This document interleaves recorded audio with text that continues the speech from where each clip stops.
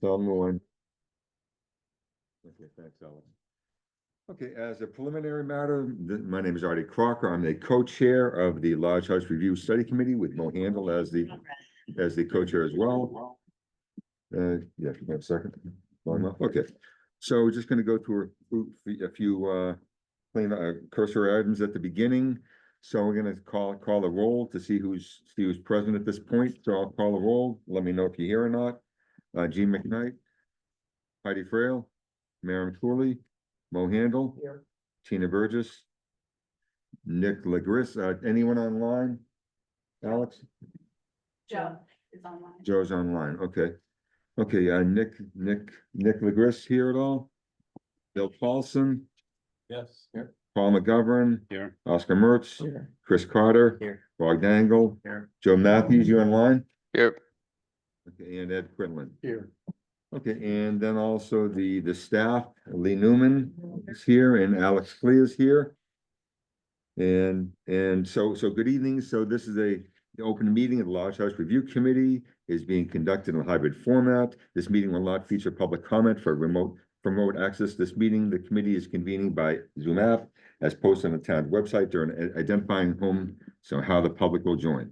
Please note that this meeting is being recorded and that some attendees are participating by video conference. Accordingly, please be aware that these folks may be able to see you and anything in your background or on your screen.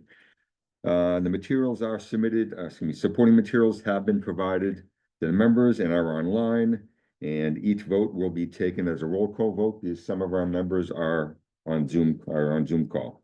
And that's it. So we'll start the meeting off, and the first item on the agenda is the approval of the minutes. Now, I don't know if anyone's read the minutes. I read the meeting minutes. I went through all the minutes. I gave some minor corrections to Lee and Alex.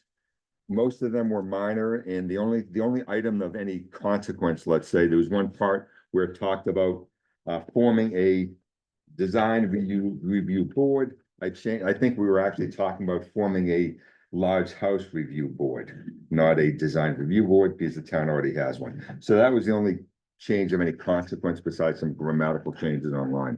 Anyone have any comments about the minutes? I just have a few, and maybe they've already been made, they're grammatical, but on number 2 on the first page, establish meeting dates. It says this was not directly addressed at this time. Wouldn't it be more clear to say this was addressed later in the meeting? See item 8. That's fine. I mean, that's a minor correction. That's fine. And then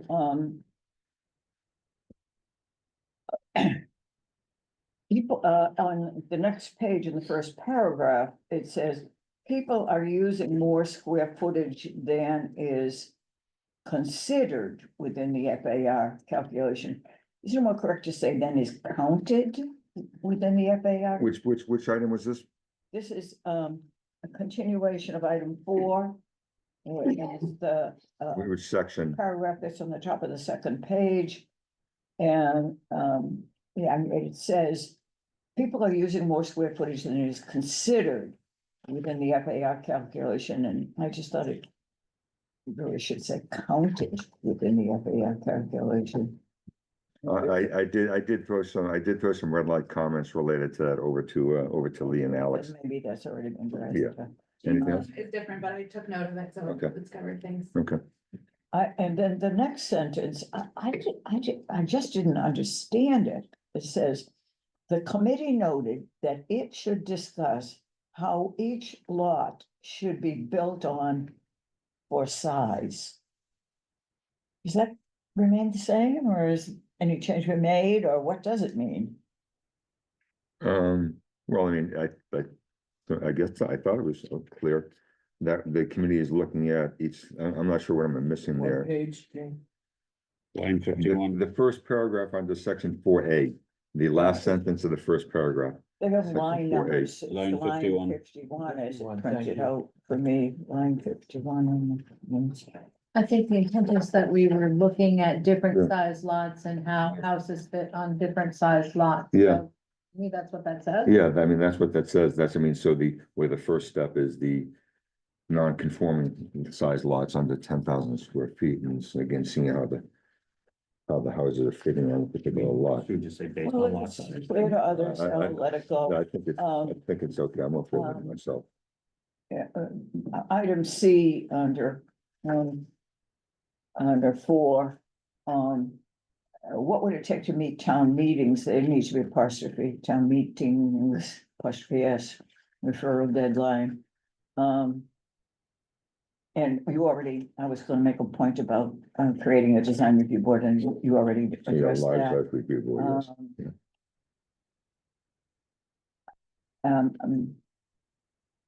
Nick, at the bottom of page 2, Nick Ligris stated that he believes FAR, and there's a comma. And setbacks need to be considered. I mean, it just doesn't read right with a comma. Nick Ligris says he believes FAR, comma, and said, no, it should just not have a comma. Okay. Again, the annoying kind of thing.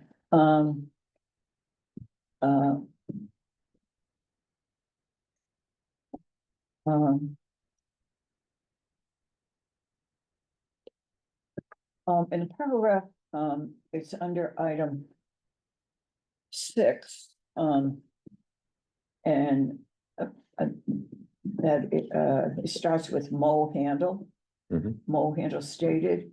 Mhm. And this is stated that there is a concern with the scale of a house not reflecting the surround scale, and this is a reflection of.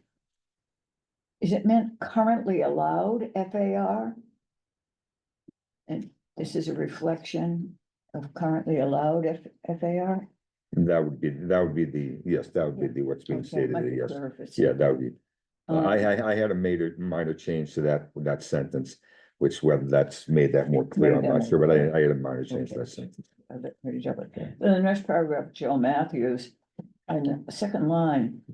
Discuss any special circumstances such as manipulating the land. What does that mean? Well, it could be Changing the lot configuration, raising the lot. Yeah. cutting into a hill or something related to that, yeah, raising the level of the land, maybe. Can I make a suggestion? Yeah, please do. Can we document these outside of the meeting and bring the minutes back rather than? Perhaps I should have emailed, but I wasn't sure what the No, I mean, process it's fine. was, I and think that's it's my just a last suggestion. comment.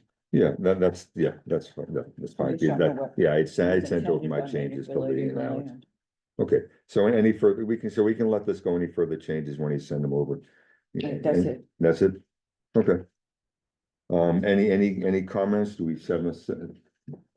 What was it called that we do, if there's no concerns? Well, if there's no concerns, you can just put them on file. I think at this point you bring them back next time, but normally the practice. Or sometimes we say we Sending it. accept them with the changes noted at this meeting. That's fine. That works. That's That's That's our fine. rule, but That's- it works for I me. move That works for we me. Accept the minutes with the changes mentioned at this meeting. Second, I move we- Seconded. okay, so we're gonna have to take a roll call vote on this one. Mo, Yes.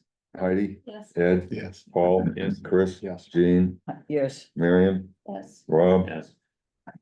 Bill, Yes. Oscar, Yes. Joe. Yes, Yes. Okay, so they've been accepted. Okay, next we'll go on to, so the Large House Review Committee gets to appoint someone to the pre-preservation planning committee. So we get to do that. Is anyone here interested in being on the tree preservation committee? I am already on it as a representative of the planning board. Is anyone interested in being in that committee? Oscar, you're interested, Yeah, sure. I mean, yes. okay? As no one else has raised their hand, I think. Is that, I don't want to be anybody else? I propose Oscar. Okay, wish I had I the, move that we Second. nominate Oscar for or appoint Oscar to the. Paul, I second it. second, okay. I'll take a roll, Mo, Yes. Heidi, Yes. Ed, Yes. Paul. Yes. Chris. Yes. Jean, yes, Marion, Yes. Rob, Yes. Oscar, Yes. Yes. Bill, Joe. Joe, yes, Nardi says yes. Oscar, you're on the tree preservation committee. Congratulations. Just Another- we need more another evening more in your week committees, on there'd it? be more committees to be on. It's an important one, though. I mean, let's not make light of it. The Tree No. Preservation Committee is Yeah. extremely important. Yep. We've been talking about it for a long time, so it's really vital for the town. Now for the big one, a report and discussion of the subcommittee for the existing house build out, and in this case, specifically non-conforming lots. So Oscar is gonna do the presentation on this one, and it should be interesting. Because I know you guys put a lot of work Put a into lot it. of pressure on there. No, it doesn't have to be, it doesn't have to be perfect, Oscar. I know that it is. It's okay. But it has to be interesting. It has to be Yeah, that's interesting the- though. gotta You set have the- to keep set our the bar interest. high. We don't want us nodding, you don't want us nodding here, Oscar. We want No lyrics, nodding. Good melody. you know. So if you see my screen, Oh, you got that. yeah. Right behind you. Sorry. Okay. Sorry. that's fine. See if that will go on. Yeah. If you hold on one second, Oscar, Rob's gonna turn on that screen, see if that one can get going. Yes, it is the packet, so people can look at their packets. Yeah, we're hoping that TV will get on. I don't know if it has to. Oh, okay. Oh, full screen. There we go. Okay, we're good. Thank you. Okay, thank you, Oscar. So Yeah, I'm in a blue beam, so it doesn't go full screen. you're what? I'm in blue beam, so the PDF doesn't go full. Do you want to use this one? It's like that. Will that help you? Sure. Um, Well, I mean, I can. you do mine, but presentation it's mode in more a Blue Beam? question of what's been Oh, projected up there. I see. Yeah, I've never heard of Blue Beam. You can't. I'm okay if you can go full screen. Yeah. Yeah, can you go presentation mode? Yeah. I've seen people in Bluebeam do a presentation. Yeah, there is something. I've personally never done it, so it can't be helpful beyond a suggestion. There we go. It was right, control enter. There you go. Here we go. Is that better? Still not great. And I can't zoom, that's the problem, I can't zoom when I'm in control in this mode. I thought on the- Well, we have, So I'm gonna suggest that maybe it goes back to you, Alex, Okay. because then people can read it. And I'll stop there. Okay. There you go. You want a map or? Windows. and Oscar, when you start out, just, obviously just give us a summary I will. so that people at home know what we're talking about I here. shall. Okay, thank you.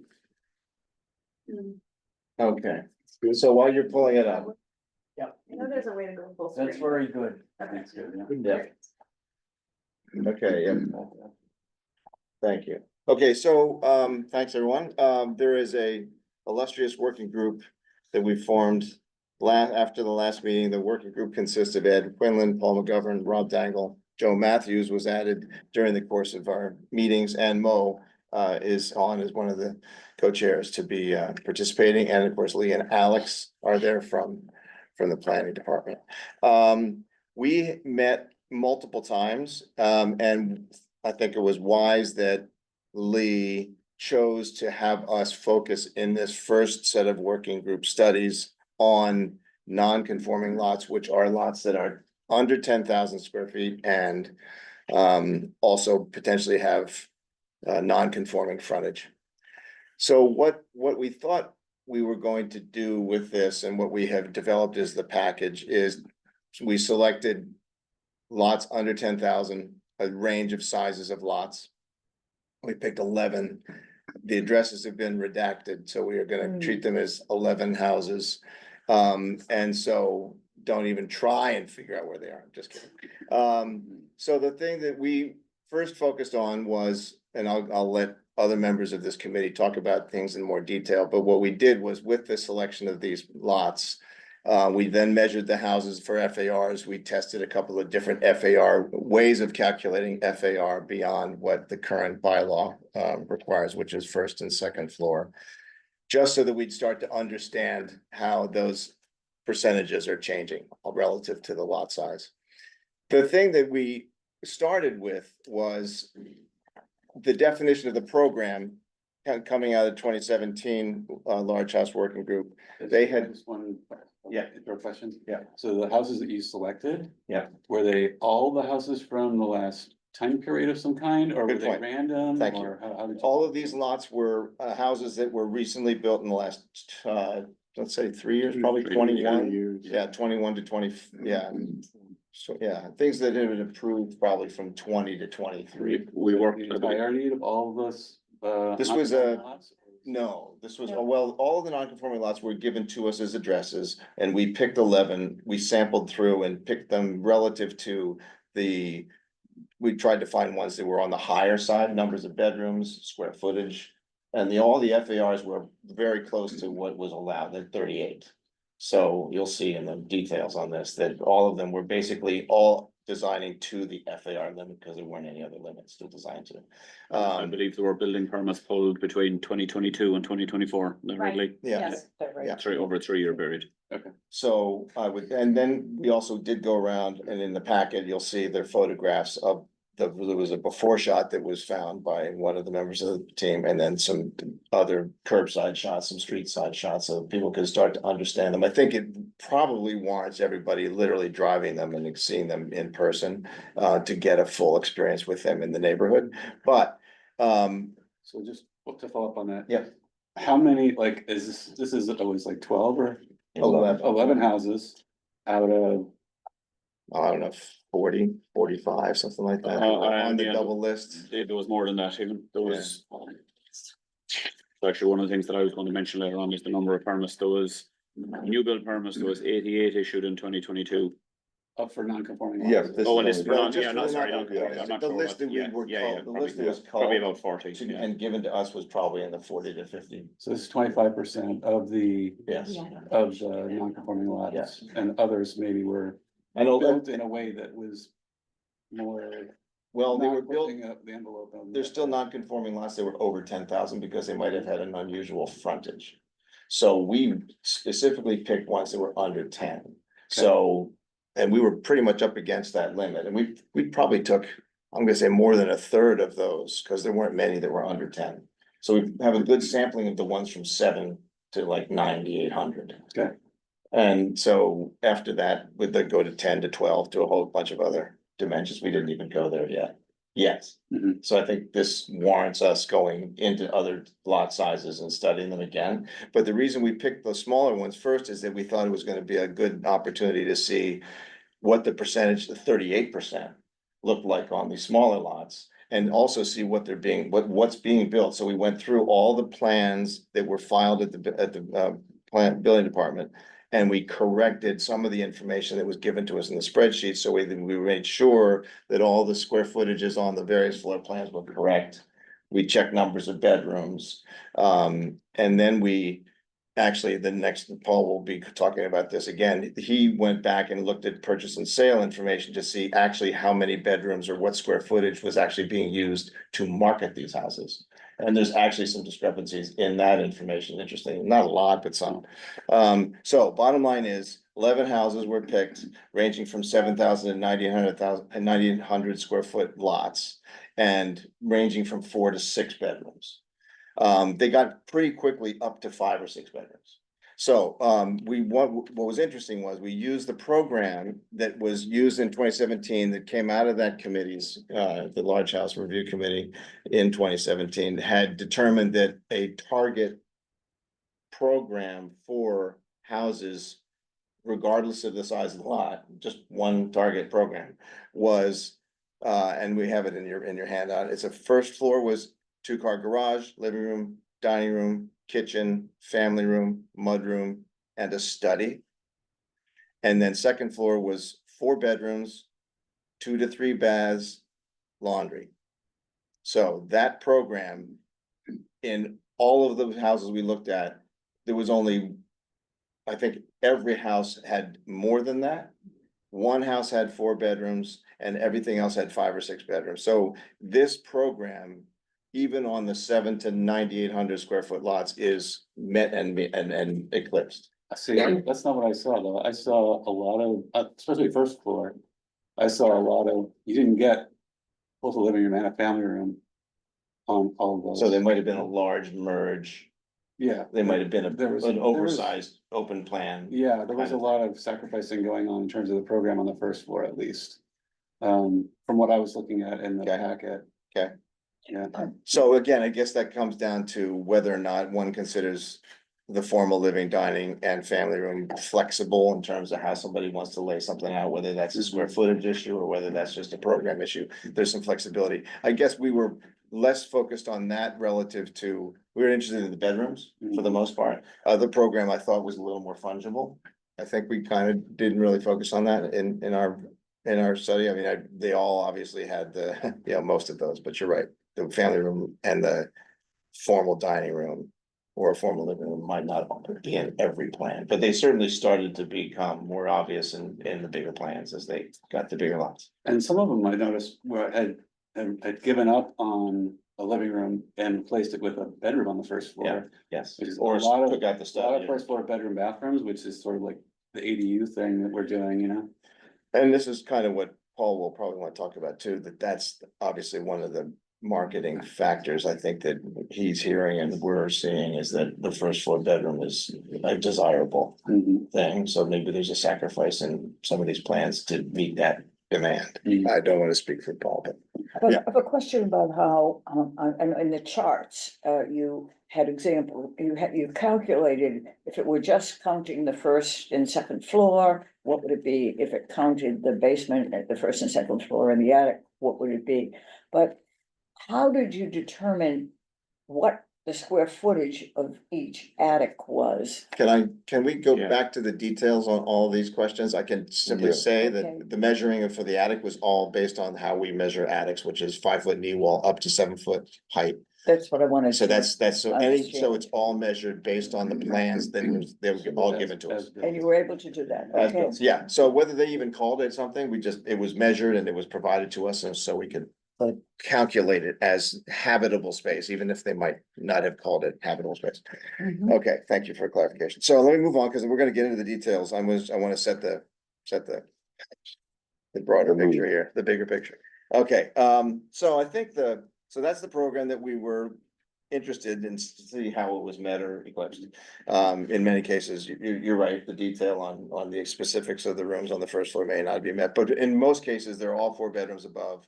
And there's either one down and one up, or one in the basement. So their bedrooms, were used, were used elsewhere, but generally 4 bedrooms on the second floor. So what we started to ask ourselves was, is this program something that should remain as a fixed program for all houses? Should there be some sliding scales to this program? Do you start with 4 bedrooms for small lots, you move up to 5 and 6s, depending on whether you move up in lot size? So there were some questions there we'd like to just have feedback on to see if we want to start becoming a little more prescriptive in the program. So that's pretty much it for program.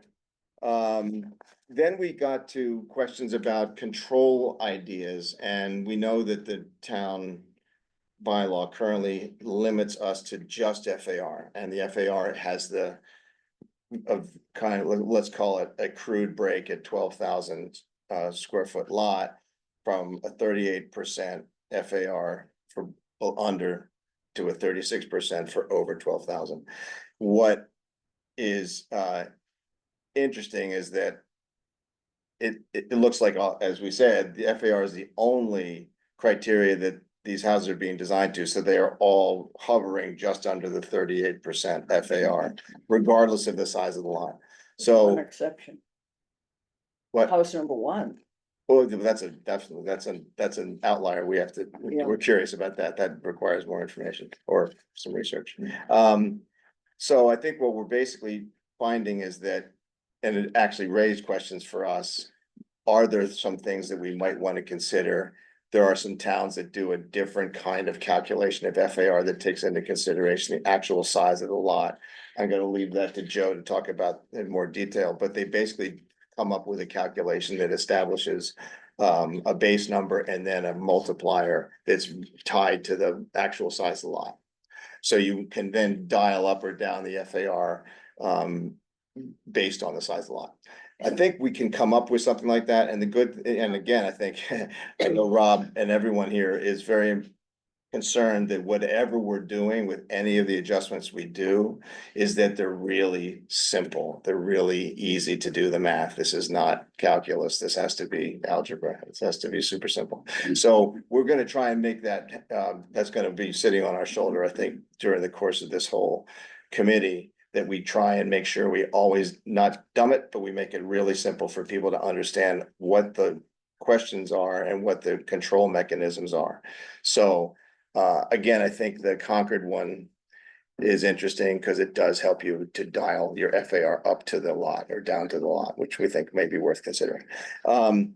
So the other question is, sorry, yes. I thought it was interesting, the lot size on these small lots was really not a factor, to your point.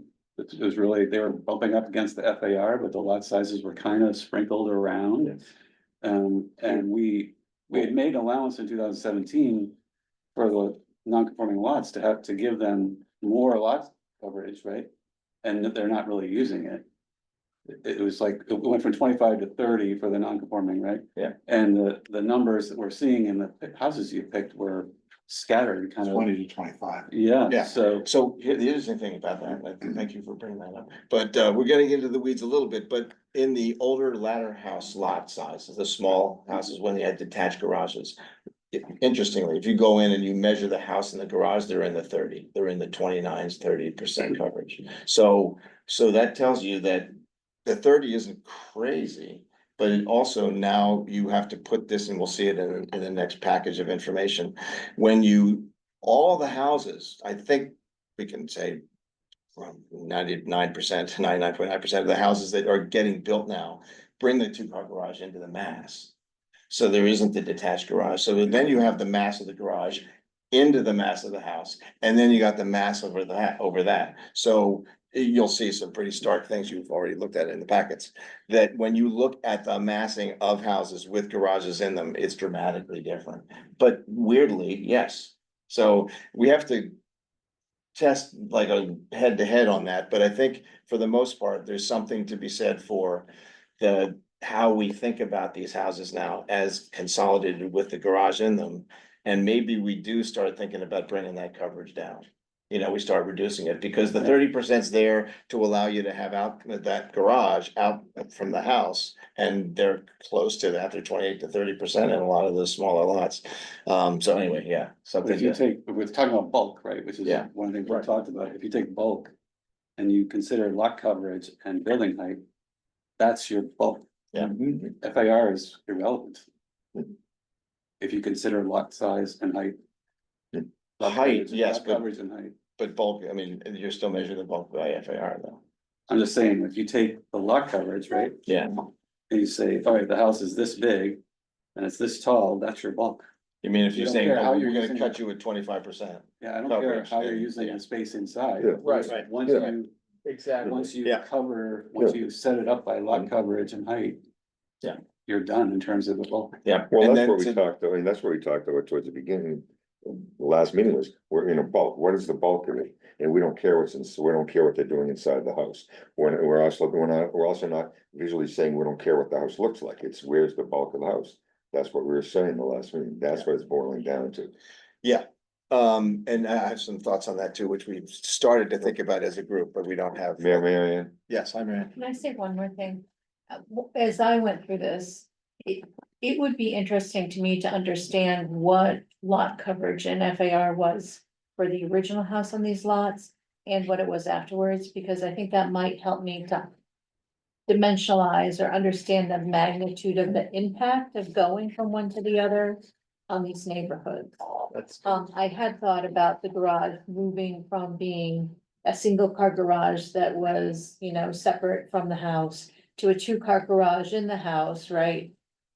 That's roughly 15% swag, right? For all these properties, additional bulk that's now moved into the house. Yeah. That's The being garage is accounted about for 5%, so that's the delta between 25 and 30, kind of. So we're seeing these as 25%, and the garage is somewhere on the order of 5% of that lot size Well, typically. that's lot coverage. I Right. was thinking Yeah. of the FAR number. Yeah. What it contributed to that, but yeah. So I think, yeah, I think so so, I just, not for tonight, but going forward, it would be helpful for me to I understand. think that's a I very think good that's, question. I think it would be very good to Be know. difficult to get that information, I would have thought. We'd have Just to- the- Well, we can get, I mean, we You'd can. be we- guesstimating, we- because you're not gonna have the plans of the. No, properties. you're not. Existing houses, probably not gonna have the plans. for the No. existing houses. I'm not, and I was not, I was doing my measuring on sort of a Google Earth and a plot plan, so it's Yeah. measure, you can measure the, if you go to the GIS. Or even the existing plot No. plan. You can get before the house is Yeah. built. Yeah. I mean, that's what I did with the climate action committee when I was looking at the trees that were taken down with the 78 or so houses that were taken down and maybe in 2021, I forget which year it was. I went to the Google Earth and I was looking all the before and after shots. And so you can see everything with trees removed. You can see the size of the house before. And I think the Yeah, assessor's afterwards. office also has the before and after. Yeah, that gives us the magnitude of the change. Yeah, and you- therefore you- the- you can see. the comfort in the neighborhood. Yeah. You get an Yeah. idea. Well, why don't you Um, continue on? Chris? Yeah, okay, thank you. Thanks for all the questions and please continue to ask. So the item C on what kind of control methods we talked about, we just mentioned it, height is one. What's interesting when you look at all the drawings, you look at the elevations, most of the houses are in that 32 to 34, so they're not really coming up at 35. Again, you have to, depends on whether you have a site that's got some slope to it, so they gotta do an average. But in most cases, they seem to be under, enough to be maybe confident that we could shave that, push that down a little bit if we wanted to, just tweak that one. The other thing about bulk that I'm just gonna throw out as a concept, because we haven't really fully cooked it together as a group, but the idea of bulk, and we've talked about this with relative to flat roofs and whether or not there's some kind of eave that you might have to start thinking about, or whether you change the plans on the second floor to the first floor. What I'm starting to think is, and I have, we haven't really baked this, but it's something we're gonna work on next round, is that maybe there's something to the height of the eave relative to the volume of the house. And so when you look at some houses that have the eave at the second floor ceiling all the way around, and you take that as a base case for some of the newer homes that are really big footprints, that you sort of telegraphs the maximum size of that house. And then you see the opposite end of the spectrum where that, for instance, the 4 houses on Greendale that replaced the church have sometimes it's kind of crazy. There's just so much going on with the roof design. They've got gables with gables and all kinds of other things that make it, they're intentionally trying to make it look smaller, but in some cases, it just makes it a little bit busier and kind of crazy. But there's some method to that madness. But in some cases, the houses do not carry the roof all the way around the eave at the second floor. Sometimes they come down and do a roof with a knee wall. Sometimes there's a roof over the garage. So there are changes in the height of the eave. There may be something that we could institute as a design criteria that could help us to remove some of the cases where you have this 2-story volume that goes up with a 2-story roof. And when it gets to be a certain size footprint. So these are things to think about as other ways of maybe controlling the bulk. But I don't think we know enough yet. Yes, Can I ask a question? yes. So as we move into designs that will come through for the specialized building code, where the roof is really supposed to be solar ready. Yeah.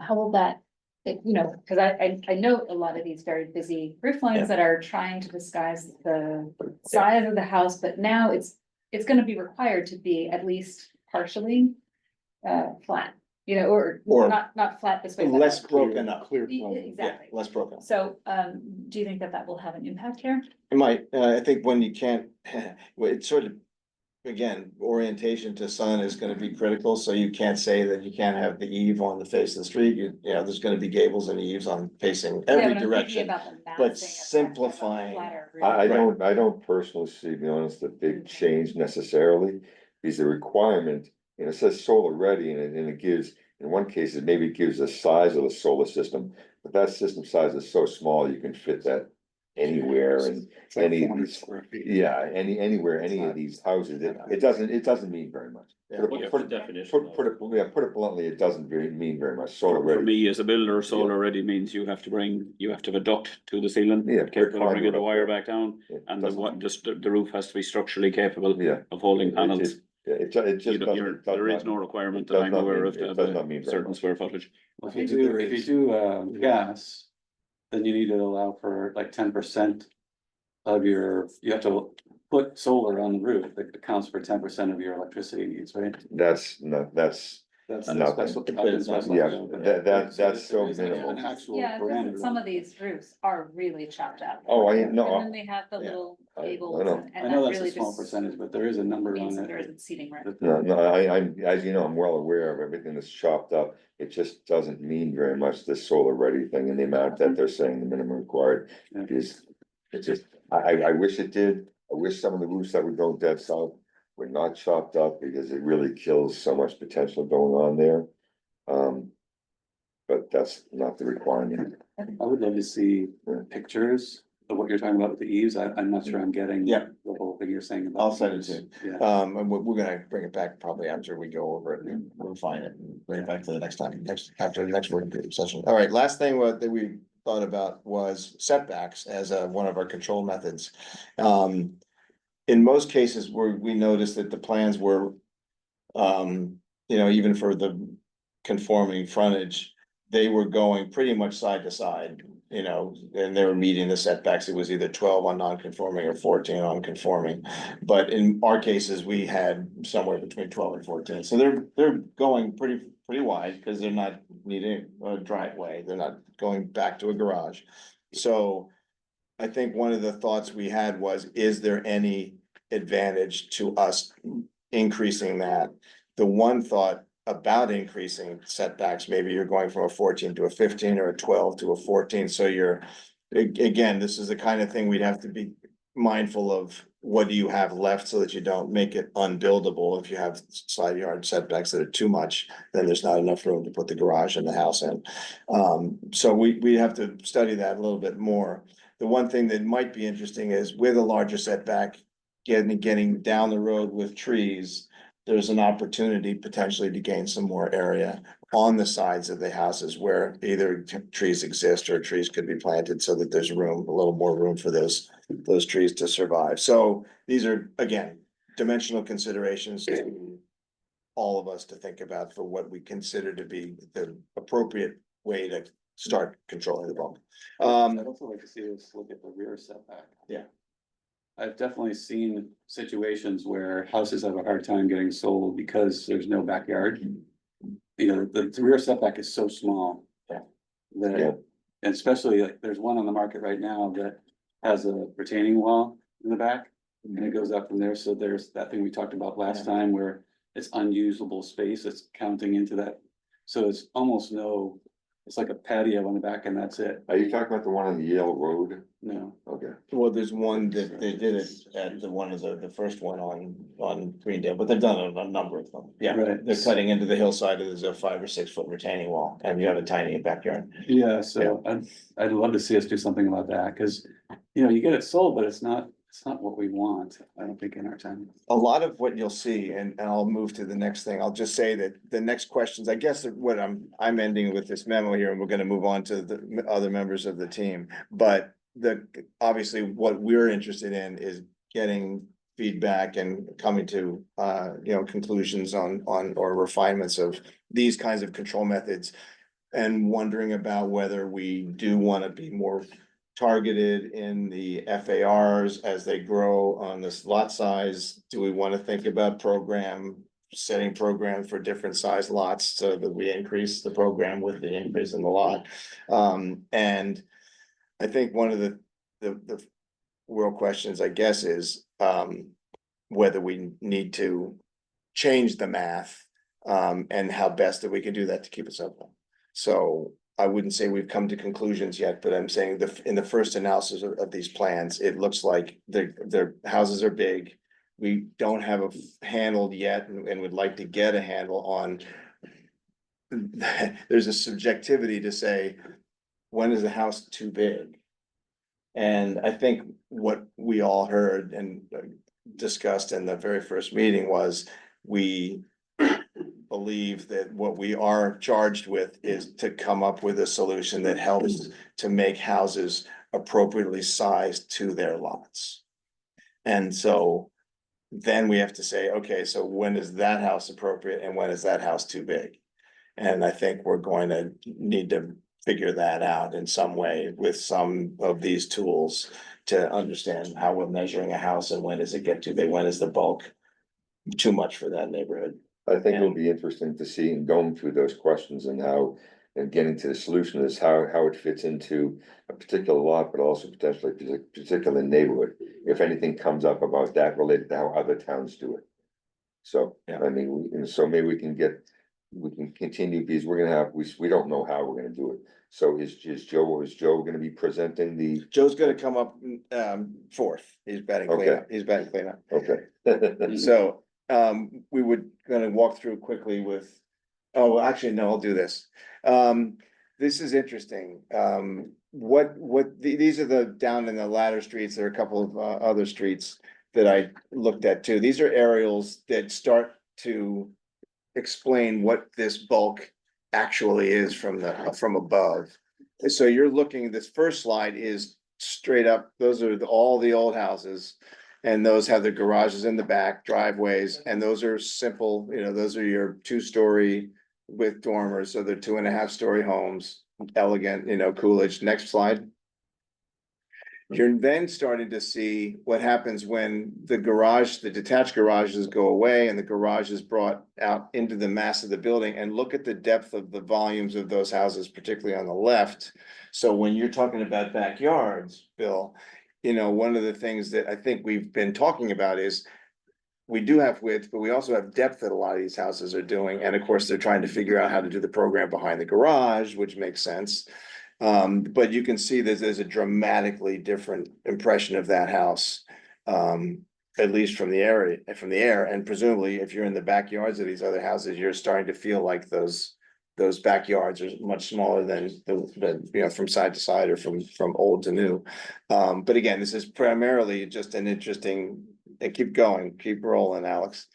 Again, more, a lot of solar there. But you're seeing, again, this is interesting because you see an old split on the left, the pale greenhouse with 2-car garage, and then you see all the new ones with the 2-car garages.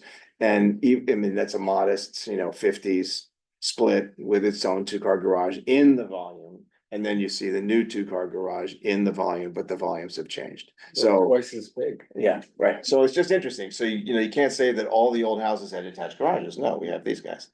Anyway, keep going. And these are just other parts of town where you see older houses and newer houses. This is the bend in Honeywell after you cross Central. There's your tree example right there. And yeah, clearing the lots. Yep, a lot of trees go down. Next. I've never I don't want understood to belabor these because it's obvious you could take 50 aerials of Needham and have the same story. Again, another area where bigger homes are just filling up the lot, the one in that trapezoid in the sort of center left. And the one on the, you can just see that these are already tight lots side to side, and then it's also the depth. So they're tight side to side and they're bigger in depth. So the volumes with these garages embedded now are big. So keep going. Just one more. Yeah, so this is a nice sort of mix here. You see the old and the new, some with the garages behind and some with the garages embedded. And okay, one more. Again, same thing. Just again, these are just, it's kind of interesting from the air to see how the massing is so different. And again, I think to Heidi, your point, this is why the roofs get kind of crazy, because they're covering a lot of surface area, and so they have to switch the ridges.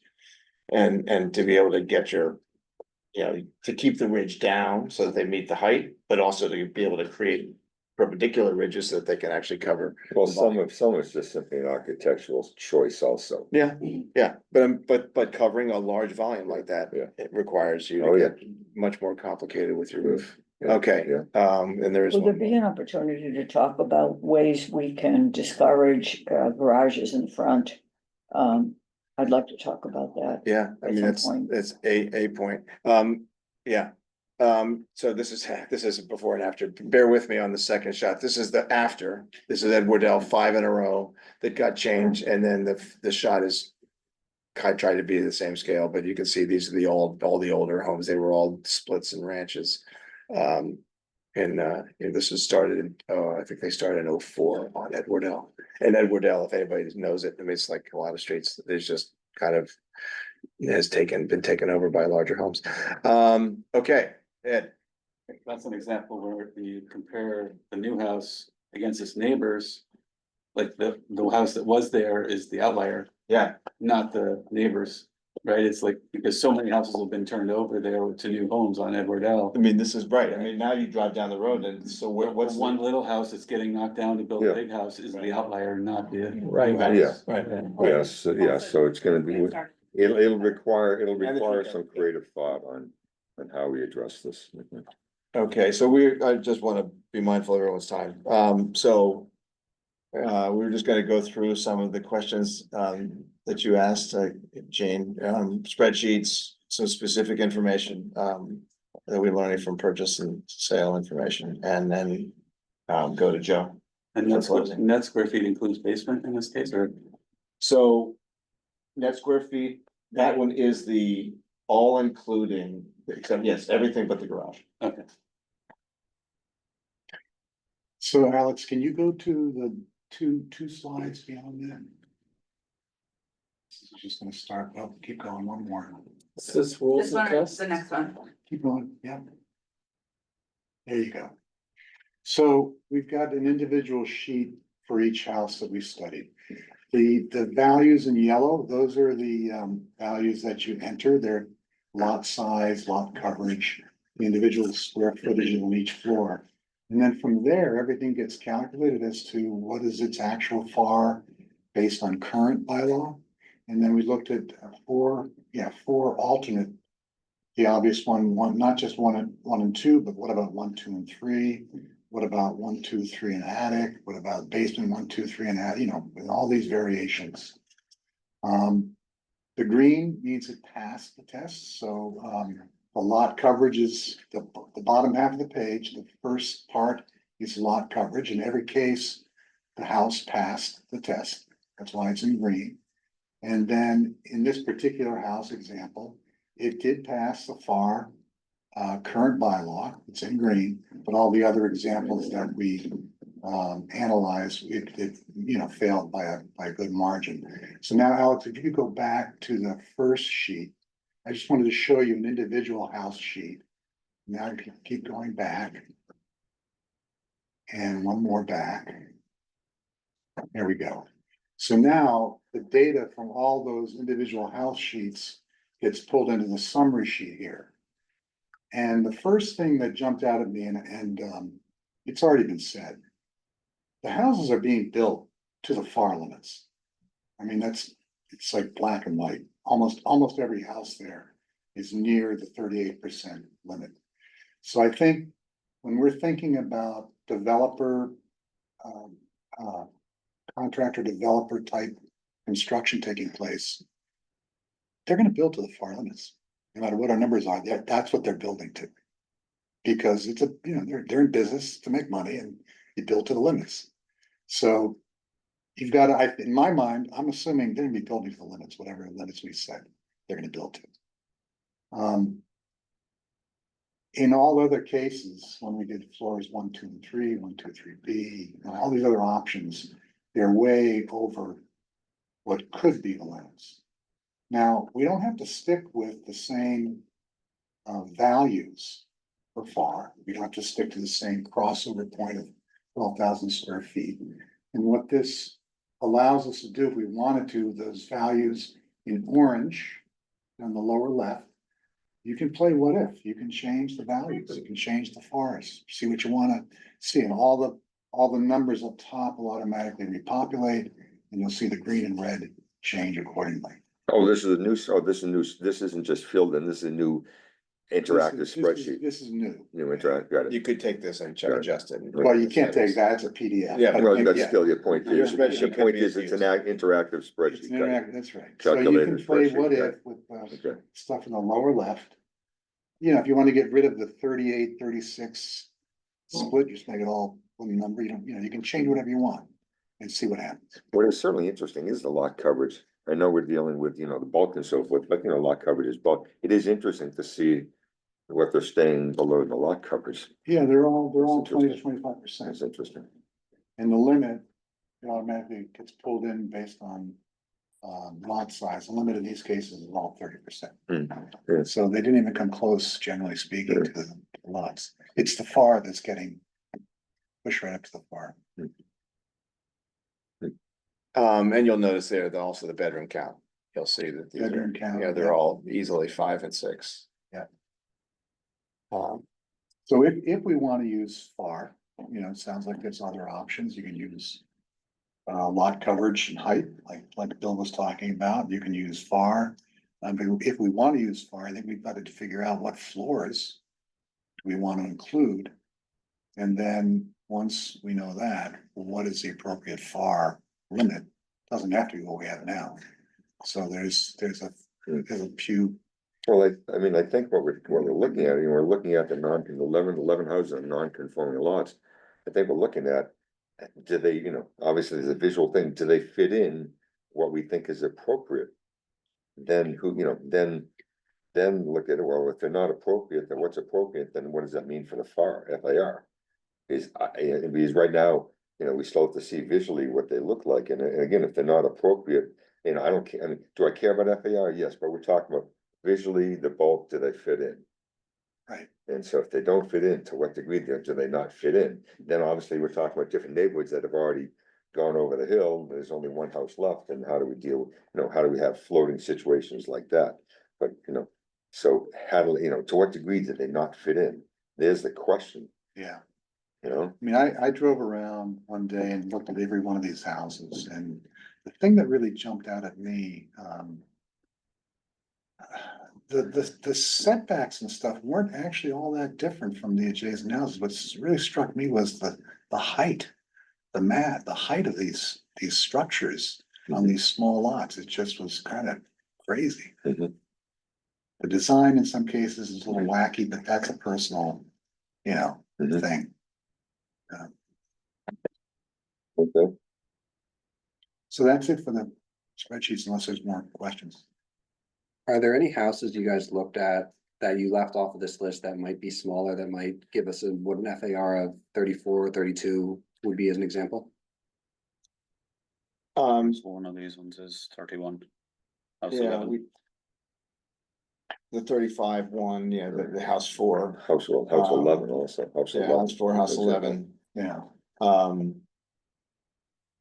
That may be something to push more on, just, and I think actually as we move up in size, you know, go to next group would probably be, you know, up to, you know, 10 to 12. I think then we may find different, what's appropriate for all these different conditions. And I don't think we It define, would be interesting to see a spreadsheet like this, not with the ones that are the biggest, but the ones that were the smallest. Yeah. And then start to mess with some of the numbers and see what happens, like You reverse this engineer. whole, all this red might become, there might be a lot of green in there Yeah. instead, you know? but I We don't can think we try and defined any figure of out what these the as, right numbers might be. we didn't define any of these as being inappropriate. We didn't necessarily say that they are, Well, I don't know if that's true. I Well, we think didn't specifically we didn't- say- We didn't say, Yeah, yeah. that's too big. Well, you didn't grade them. no, No, we didn't, but there are examples of this 11 that we will all need to come to some conclusion that And- are over the line. And then the one, Ed was just saying, you know, the height, some ways the height seemed potentially out of proportion for the smaller lots because they're going to the same height as their bigger lots. Yeah. Yeah, so, But if you look at the smaller ones. And we say, all right, well, a builder was able to build a house and get it sold. Using smaller dimensions. Yeah. So that's, we're not creating that tells us we can do this without creating a undue hardship on the lot and the builder. Cause a builder was able to make it happen with that. Those lower numbers, right? under the, yeah. Yeah. And the seller. Huh? And the And, seller. and the seller, yeah, The basement. SELLA. yeah, Yeah, The basement, you mean. not the basement, the person. the person selling the property, Is also a factor to the the building. original owner. Yeah. The value of the house to the building Right. is a factor. You mean whether there's I any think that's- change to that? Right, we need to know that. It's natural to expect It's definitely though, gonna be. Hold on. You know, we need to know. Oh, what hold that on, is. hold on for some, it's natural to expect though, if you're gonna limit things in these smaller lots, that's going to dictate a smaller home, it's going to have, it's gonna have an effect on the person selling the home. So if you take that example of that street, I don't know what the street was, where there's all new houses except for that one. Right, so if you suddenly put the limit on there, what does that do to that one homeowner? That's gonna affect their value of Right. what a builder will pay them. We need to know what that is before we do. Yeah. Yeah, that's policy gonna be on it. really hard to quantify. We hit on that a lot in our discussions. That's a huge question that has to get answered. Yeah. I mean, the question is, are we going to be controlled by that? You know, cause there's certainly examples of, you know, people making money because there's an opportunity to build a really big house. If those houses are now not quite as big, what's the delta on that, what that sales is? Right. Relative, you know, with the old limits versus anything that we come up with, it's a newer limit that's It can be smaller. a couple $100,000. And Well, three of those 11 houses don't have sales data, so I'm on the assumption that they were done by their homeowners. So it was homeowners who bought the original and they tore down and built, so it's not necessarily all developers. and those, There's and homeowners those, and doing the same thing. and those homeowners may very well just have done the exact same thing, but a slightly smaller house.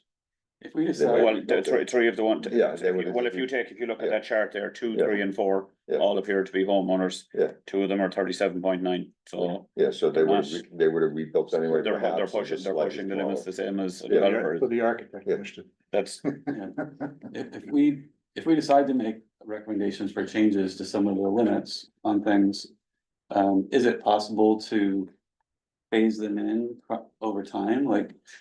Let's say we wanna go from 38 to 36, we do 37 this year and 36 in 2 years or something like that, or.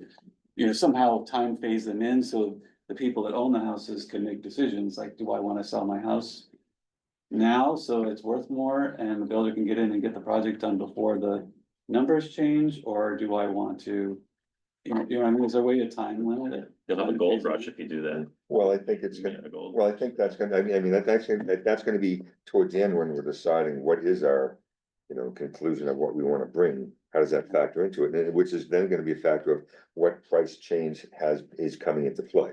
Yeah. So we don't know. I think And what. can we do something like that? Sure. Do we wanna do something like that? I don't know. None of us know We've yet. been kicking this can down the road Yeah. for a while, right? So I think we have to stop kicking the can and make some decisions, I think but we also didn't find out much at our last. Well, hold on. revision. We did not. There was a lag time before the regulations took place, but it wasn't phased in over a course of years, it was, so. Just that's where- I think it's worth looking at, understanding whether or not others have tried it and what the effect was in terms of. Joe, you have a hand up, Joe? yeah, Joe. Yeah, I mean, just on the economics and the financial stuff, I think that this gets off topic very quickly because I think our goal is to understand the houses that are being built and the ways to control it. Then we will present some options on what we want to do. And then finance or economics may play a role in that final decision because you can talk all day about this. And I don't know if I agree with all the comments that get said in the past about this subject. So really want to focus on just understanding the houses and then presenting the options. And then just quickly on the phase thing, I mean, in theory, yeah.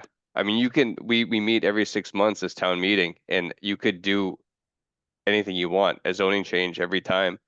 I just don't know if people are used to that kind of agility in their government.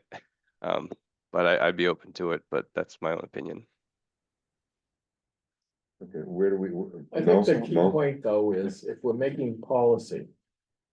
To the extent that we can know the effect of that policy on all of the players here. Mhm. Including the person who's selling the house, the person who's going to be buying the house, the neighbors, the developer. And the people who have to regulate it on a daily basis. We And need that's what, to know what the. That's these- fine. I just want to do that I want to get all the, just understand all the houses and what's happening first and then do that, because otherwise we're gonna get off topic. okay, It's a separate Fair topic. enough. for sure. okay, Yeah. where do we Okay, go, so where do we go Paul from was here? gonna, you wanna go to the next page, Alex? Please. Yeah, this will be fairly brief because again, it's not necessarily related to the fire or stuff like that, but I just, on these houses, I just looked up publicly available information to see what I could find out on them. I was able to find out the original sale price, as in the sale price, initially when it was sold with the older house on the lot. So you can see there, house number 1 was originally sold for 730,000 in May 2022. What I did was where there was an MLS listing, I just put down what they were listing it as, just to see how it conformed with the information that we had. So again, just taking house number 1 for no other reason than it's number 1. As an example, it's shown calling out as 6 beds, where on our information it was a 5. This is on the MLS listing, square footage being the same. And the list price on that one in 2020, sorry, the sale price on that one in 2024 was 2225 million. Houses 2, 3, and 4, I was able to find the original sale price, but there was no resale. So I'm working on the assumption that they were all by homeowners, that the homeowner purchased it, lived in it for a period of time, and did the new construction themselves and are still living in the new property themselves. Similar then, there was 3 down towards the end, house 8, wasn't listed on MLS. There was a sale price, but it may have sold prior to being listed. And I believe 10 and 11 I think is not sold, may not even be finished yet. It's not finished. It's not yet, so I think that's Construction, yeah. that's the reason on that. Based on the information that we had, the other thing that I just took a look at was the number of permits pulled per year. And again, this was just purely to do with residential and to do with new house construction. And the demo, 2022, there was 85 demo permits pulled. Again, this is all full house. There was other demo permits which were for garages, stuff like that. They're not included in this. There was 85 demo permits in 2022, 89 in 2023, and 72 in 2024. Looked like a little bit of an anomaly, but I think it's just, it seemed to have gone down quite a bit in 2024. But if I take the new builds, the building permit, there was 88 building permits for new houses pulled in 2022. There was 71 pulled in 2023 versus 89 demos, but there was 88 pulled in 2024 versus 72 demos. So it looks like a lot of the ones, the demo permit in 2023, but the new build permit for it was 2024. Yeah. So you're looking at an average of 85 to 88, around the 80 permits, new houses per year in town over the last 3 years. I was gonna Just say, an can you interesting- do those permit numbers again. So demo, 2022, I got the demo numbers, so just the permit. new numbers. build was at 2022, 88. 2023, 71. 2024, 88. Yes, they slid 10 late. It looks like, yeah, so the 10 of those demos could have been late in the year and the new construction was the following year. I was expecting to see a fall off in 2024 based on the demo permits, but there wasn't. So it was an interesting statistic just to see Yeah, where the numbers are at annually. And they're consistent over the last 3 years. I wonder if you'll see the permit number decline in 25 after the 73 demo permits. I would have thought the market is dictating somewhat that there's a little bit of there's probably. It'd be interesting to hear your thoughts on that, Bill, but it's a tighter market with money being expensive I was gonna and say, stuff like that interest is, rates are up. no question, yeah. it's a big driver. Property is Yeah. expensive, construction is expensive, it's a tighter market, there's still lots of construction going on, still lots of tear downs happening. Whether the numbers will stay consistent or not remains to be seen. All right, and just number wise for people, if we went back pre-pandemic, there was a steady period of years where we were over 100 permits a year. So when we talk about seeing actually declines in schools, to bring in another angle, that's part of what you see here. There's just an overall lower rate of permits that are being pulled now compared to 5 to 10 years ago. Well, I mean, yeah, I agreed, certainly. So, The climate, the economic climate can have that difference there. There's also some of the neighborhoods. The builders have gone through some of the neighborhoods. And a lot of houses have already, well, we're sort of moving around different parts of town. Yeah. Right. yeah, but some have all neighborhoods been are, Done, but we're now yes. working in different Yeah. areas, so. Yeah, well, you were talking about 10 years Yeah. ago where a tear down was 600,000 versus a tear down now, which is 1.1, 1.2. and some of the neighborhoods have gone, just everything's, almost everything's changed in some of the neighborhoods, they're just gone. Yeah. Where are we at now? Joe, you wanna take it on? Go ahead. Close this out? Should I go to his, Yes, graph? yes. You wanna go to the graphs? Yeah. Okay. Yeah, I mean, this is a good discussion of the smaller houses, and I, I think the context you have to remember is that over a long period of time, these smaller lots are supposed to be the smallest houses in Needham. Right, the smallest single detached family houses, so it kind of has to be a bit smaller in the end for your upper limit, but I think that, yeah, this is just a visual representation of the existing FAR limits, right? I think we're all familiar, but it's important to just kind of look at what people think about when you say you have a 0.38 FAR at 10,000. Well, the actual habitable space that you can build, it's like 6,000 or maybe above if you think about a ratio of, if you think about a finished basement and a third floor on top, and they are third floors, right? When these new constructions, they're third floors, they're not really attics. And I try to hammer that home because that's why that they can be so big and the values can be so high. And you can see at the very bottom end, I just went down to 7,500 square feet, and this matches what we just saw. Or it even undercounts a little bit what we just saw in the non-conforming lots, like some of those were 47, even I saw 5,000 in there, right, for the smaller lots. And I think someone said earlier, or right, Ed and Oscar mentioned that it looks like they're building to the FAR limit, and that's true for smaller lots, but you can see the black dotted line. I mean, I don't think that that development has actually scraped the higher end of the current limits for lots that are like 11,000 or 12,000 feet, because you can build a house that's 7,000, 7,500, 8,000 when you get up to, true quarter acre lots and above, or third of acre rather. And I would say one thing that we're going to have to start working on, and I think what was really good about this exercise was to really get a very clear idea, and it's going to be very critical to have exact knowledge of the actual square footage in these houses. Because I think that what we saw from the MLS listings is you'll see a number that actually is larger than what the blueprints show as interior habitable space. Would you agree, Oscar, Ed? Right, you would see, 'cause for example, you would see an MLS listing for some of them that said 6,000 square feet. You would look at the blueprint and it'd be more like 5,400 or 5,500, right? They weren't a world Yes. apart, but it was 5 to 10% over counting generally. Yeah, the listings that Paul just talked about, there are a couple that are over by a few hundred listings. The listing of livable space was different from the actual plan totals. But again, there's one that's up some that are up and one that's down. I wouldn't. But yeah, there's some I wouldn't worry about a discrepancies couple hundred there, square but feet. yeah.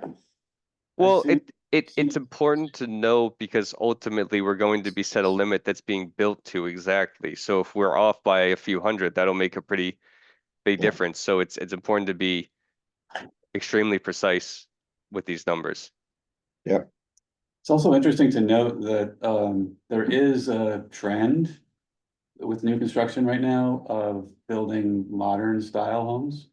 Mhm. And the modern style homes are 2.5, it's 2 plus an attic, 2 attic, pull down stairs.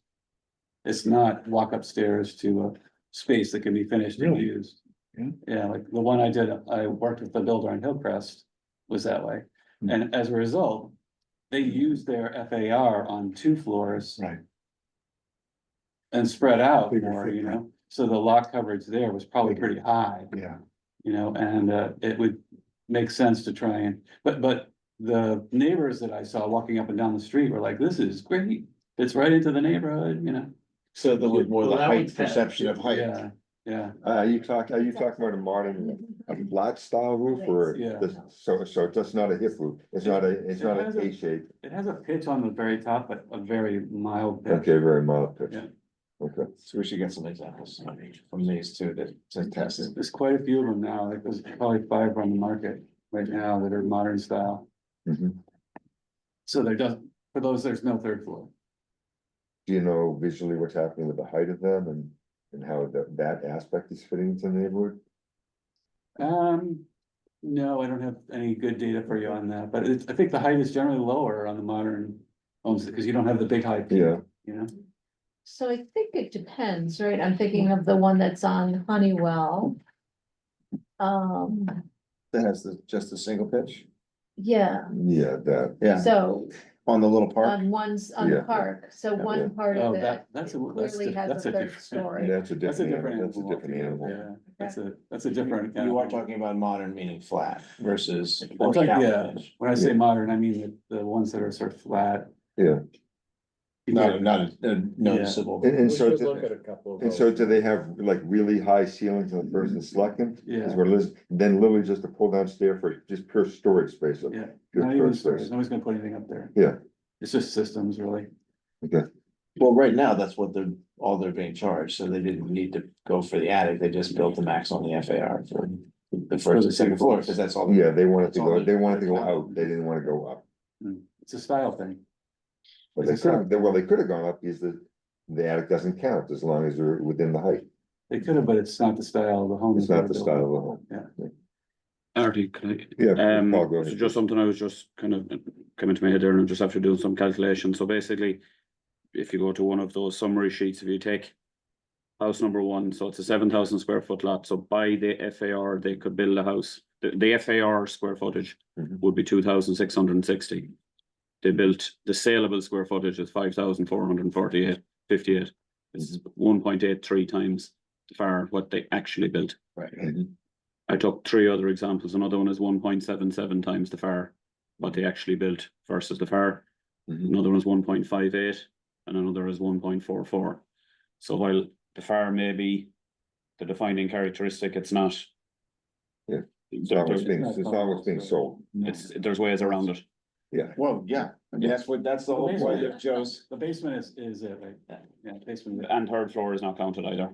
Yeah, interestingly, in the last year, MLS has changed the rules, not the rules, but the way data is entered. So it used to be, you would put in a square footage, you put whatever you wanted in there. And then there was a place to put a checkbox that says, includes lower level or not. Now they're saying, tell me your square footage, and then it says, does this include lower level? If so, it breaks it up and says what's above and what's below. So there's actual data now On for above every and below. Right, so you can see how much is below ground and how much is above ground. So what about attic area? Is That's that above ground space. just about And that? they are counting that. Okay, Yeah, okay. oh yeah. Well, the builder's putting it in If it's here. lit, to- if it's finished Yeah. space, they count it. But what you were saying, Yeah. 7 feet and 5 feet to 7 feet. Finished with walk-up. Yeah, with one. Right. Yeah. Yeah, pull down Yeah. doesn't count. So, sorry, does that mean that when the house is constructed, it has to be finished to count? Or can you leave it rough and let the homeowner finish it and have it count? I would not, if it was an unfinished attic, I would not count it. I would not include that in the square footage of living space. I'm marketing it. In marketing. Yeah, right? marketing, But yeah. for eventually- getting a Loophole. But for- eventually Yeah. it could be finished and therefore count. So like at the resale, it would Yeah. count. Sure. Certainly any attic, any 3rd floor with a walk-up stair will probably eventually be finished. So I The think we walk-up, can yeah. spend, Yeah, the walk-up. we can spend a ton of time Yeah. talking about all the different uses inside of a building, but I think Mo, you said very early on in one of the first meetings.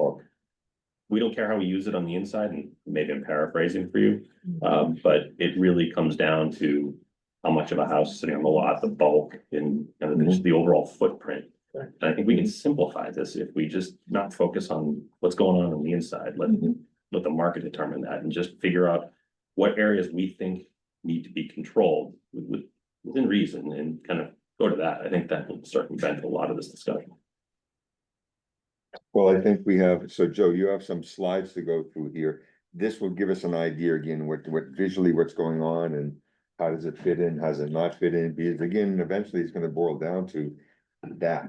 You know, if we want to do something, what are we gonna base it on? And what do we wanna bring it down to? And All right, go ahead, Joe. Yeah, I mean, just to wrap up the conversation. Yeah. Just to wrap up the conversation, the last point, the only reason I brought up what to count is because I just feel like when you get talking to members of the public and other people who aren't as familiar, they start like numbers of the houses just start flying around and you're talking about different things. So I just wanted to be clear, and I think Oscar mentioned this already. We're talking about 5-foot clearance of all finished and unfinished spaces, places where people are walking around. It just so happens in new construction, basically everything is finished. And you just want to make this clear because you're going to hear from people, oh, I grew up in I raised 4 kids in a house that was, 1,500 square feet, but they're doing little apples and oranges because they're not counting their basement, which we are counting the basement. So, right, and I think Marianne mentioned earlier, she wanted to know what the general size. I think in my mind, the standard capes are somewhere around 1,800 to 23, maybe 2,200, depending where the garage is, if it was in the basement or if it was outside. The Colonial is a bit bigger, the Ranch is a bit smaller. So even if we don't have that data, we have these general ideas. But anyways, this next slide, that's the only other one I have for here, was basically this idea that we're going to have to address this 0.38 FAR because I think it actually created some issues. And really what we've seen in at least Concord, I don't know if other towns are doing it, is they give you a fixed amount of square footage and then scale at a different rate. And if you think about it, our current one is the same. It's just 0 plus 0.38x, where x is the size of the lot. Whereas if you increase that constant, it makes the parity between the smaller lots and the larger lots more equal, or just makes them more similar. And you can see that by the green and the orange. And I didn't test these to say this is perfect. This is just an indication of some directions that we could choose to go in. And because I think a lot of the conversation the last time this came up was, what about the smaller lots? Well, if you use 0.38 alone as an FAR and then set the limit based on the smaller lots, what's going to happen is the medium and the larger lots are going to be huge houses. So eventually, I think it'll be necessary to adapt a new, I use the word shape, of the FAR limit that looks more like a flatter line. And I think the philosophy is that it's not just, we aren't just talking about houses in general, right? We're talking about a specific zone, SRB, right? SRB, I think when you have a zone, you should say, what is this supposed to achieve? And I think for Needham, it's supposed to be single detached residencies of a certain size. And therefore, the discrepancy between even the larger lots and the smaller ones really shouldn't be that big, because when you're walking down the street, most of them kind of appear the same. For example, the lot that I grew up on is around 9,000 square feet, and the one at the end of the street where they did a big tear down was around 11,000. But for people who are living and buying houses and just walking around, they're kind of parity, and so the difference shouldn't be 20 something percent. And I think this helps solves the problem with some of the houses, like I think, what was it, Gary or Yale, where you have basically a normal frontage house, but it just goes back or just goes up a hill, and then all of a sudden you're exposed to having a 7,000 or 8,000 square foot house. And And in the orange example, it could be even the case that we explore having just a maximum house size at some point for SRB, right? If you want the larger houses, there's always SRA. Maybe there's general residence or lot splitting that occurs at a later date, but I just wanted to socialize, I've done this already, socialize the idea that there should be, you know, a degree of parity, so that way people aren't fighting over every last square foot. And you shouldn't just have these tiers, right? Because that makes it a little uneven. You just have a different shape of the FAR limit. Well, we also have the possibility that, you know, we talked about the large house review board.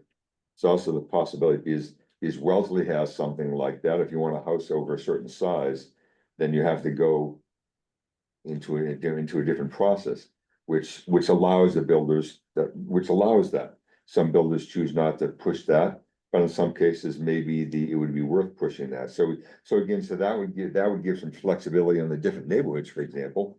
If we have some neighborhoods where there's been conversion of, I don't know, 9 of the 11 houses or something like that, and then there's 2 houses left, and we start to put some bylaw changes in there, which could have maybe let's call it a fair, unfair effect on the 2 remaining houses. If we have a house size limit or whatever limit we're gonna impose, that would give them some avenue to go to the houses to match the houses that are around that, or something like that. I mean, Wellesley does it. I mean, we don't know how it works for certain, but it's there. I've spoken to a builder that I've known for a long time. He does a lot of houses in Needham. He actually said that might be okay. That might be perfectly fine with him doing it like Wellesley. I don't know how we'd feel about that. We still have the possibility of bringing them, seeing if the Wellesley people could come over here and talk to us about that. That's one way of trying to feel stressed about how we are affecting some parts, some neighborhoods, some parts which are different than, you know, this neighborhood here is different than that neighborhood there. Even though there might be similar lot sizes, but they're different. They may be in SRB, but they also are potentially different animals. So maybe that would give some flexibility of finding a way to not have a financial hardship, you know, wherever we want for, if there is one, on certain houses. I know one property in SRB that's a half an acre. Yeah. Flat as a pancake, nice rectangle. Yeah. They built a big house there. Yeah. But to Joe's point, does it look like its neighbors? No, No, not no, really. no. But Probably not. for that lot, the house is fine, sits fine on that lot, and there's plenty of yard in back and everything. But it's, when you drive down the street, there's like, whoa. It's about much bigger. But I think when most people bought their houses, they had they were not thinking this far in advance about this potential impact, right? And I don't want people to get, all right, you know, someone who lives on a 9,000 square foot lot versus someone who just has a corner lot that's a bit oversized, or just is a bend. A lot of the extra large lots are because the street bends and there isn't another parallel street behind it. So the ones that are on the bends, or the ones that have a hill behind them, they can get half acre or even larger. And I don't want people to be surprised by the discrepancy in those house sizes. And I mean, the point about having I don't really like the Wellesley stuff, because I think I kind of want we should have exceptions for longtime residents, right? People have been here for a while and they have a compelling reason that they need a change, right? We should have a standard for variances here like we do for everything else. But otherwise, I think I want to be a little bit more like I don't think Rob kind of expressed this idea that we should give people the constraints and then let them play within it. And so basically just calibrate the FAR and count all the floors and then and go from there. Well, there has to be, even if we had something similar to Wellesley, we'd want to still have some guidelines of what's going above that. You know, we don't want to say, here, keep everything exactly as is. Here's the maximum house size here's the maximum before you step into the next permitting process, and the sky's the limit type of thing. We still want some guidelines of what could be built in that general area, but still give some allowance for something to be built bigger than I think than what perhaps we want in other areas. I think what Joe's, if I can read what Joe's saying or read between the lines, the Wellesley examples are that they set pretty small tipping points for their T line. So they had 36 on a 10,000 square foot lot, so they had 36 FAR. Mhm. And so. Well, and Wellesley's is triggered quite often, I would It's- assume, yeah. Everybody's triggered now. I think everybody's going through the process, so it doesn't Yeah. even matter anymore. So the point is, we're not gonna come up with a review board, because they're gonna get eaten Yeah, alive. too much work. It should just be, it should be it should be an exception, not a And- common and thing. We should set reasonable limits Right, that bring the we limits don't have up. to have this thing, yeah.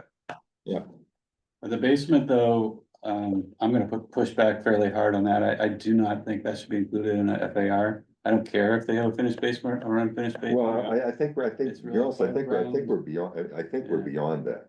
I mean, Rob said it, we said it early on with Mo, I think we're beyond what's counted, not counted. It's what's the bulk of the house. I mean, no, we still have to. No, You're the- counting it. No, The no, question no, the We just have to point, figure out what, the what are we. point being is, How about we are this one? beyond really what they're doing inside the house. It's the bulk of the house. And yes, and what's counted, I mean, we can keep the first and second floor, I don't really care, I just care what's the bulk of the house. The What's the above height, ground what's the wall. bulk of the house? The above ground. Yeah, I mean, Yeah. they're finished in the basement, not finished in the basement, finished in the attic, not finished in the attic. That'll have some effect potentially on the height of the house. If they're finishing it, that could have effect on maybe bringing the eave down, because now the eave is lower versus some of the modern houses, the eave could be higher. But So that again, is the control mechanism Yeah. currently is the FAR, so if Yeah. you're either going away from the FAR Yeah. or you're finding what's But included. right Now, now, I don't wanna see Joe's point get lost though, when Yeah. he's talked about looking at the zone, SRB. Mhm. And deciding what a typically sized house in that zone ought to be irrespective of what the lot size is. Mhm. And if a tiny lot can't fit that house, they would have to build a smaller house anyway. Mhm. But to decide for the zone what makes sense with respect to scale, because that reflects the fabric of the neighborhood. well, it's a new fabric now. It's Because an the old evolving fabric- fabric, well, because it's it's getting, gone. it's The old getting fabric bulkier is- and bulkier. Yeah. So, And that's right, and I think. Even in our historic housing stock. You described exactly what I think we're aiming for, which is. The difference between a house that's on a small lot and a house that's on a bigger lot. Is less of a difference than the actual lot to lot. Basically, that means when you drive down the ladder streets, those houses are tighter together. And they're the same house, basically. They're a nice standard, classic home, center entrance, whatever it is, but they are closer together because the lots are smaller and the lots frontages are smaller.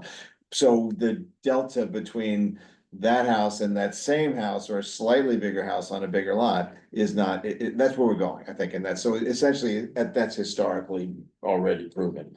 But we just have to now figure out what is the appropriate FAR, because clearly, or other mechanisms, setbacks or coverage or whatever we're gonna think of, or eaves, to help that volume, because clearly there are now examples of the maxing out of these lots with houses that are look big, too big, arguably out of scale. too big, yeah.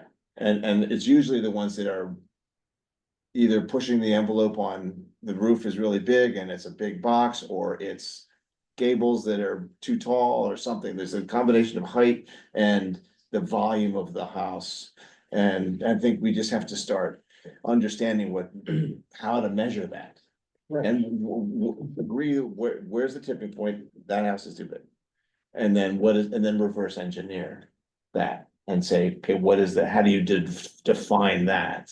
Or control Jean that? has a comment, then I think Yes. we need to go back I to wanted the to slide. follow up on something you said about the lovely homes, pre-war homes on the ladder streets. And the aerial photos of some of the streets were really illustrated this. The big difference between these homes and the replacement homes that are being built the tear down replacement homes is the ugliness of the two garages in the front. That is what makes our town is making our town ugly, is the two cars in front. What can you do about it? And now suppose, I have ideas, but I don't know if people think they were reasonable.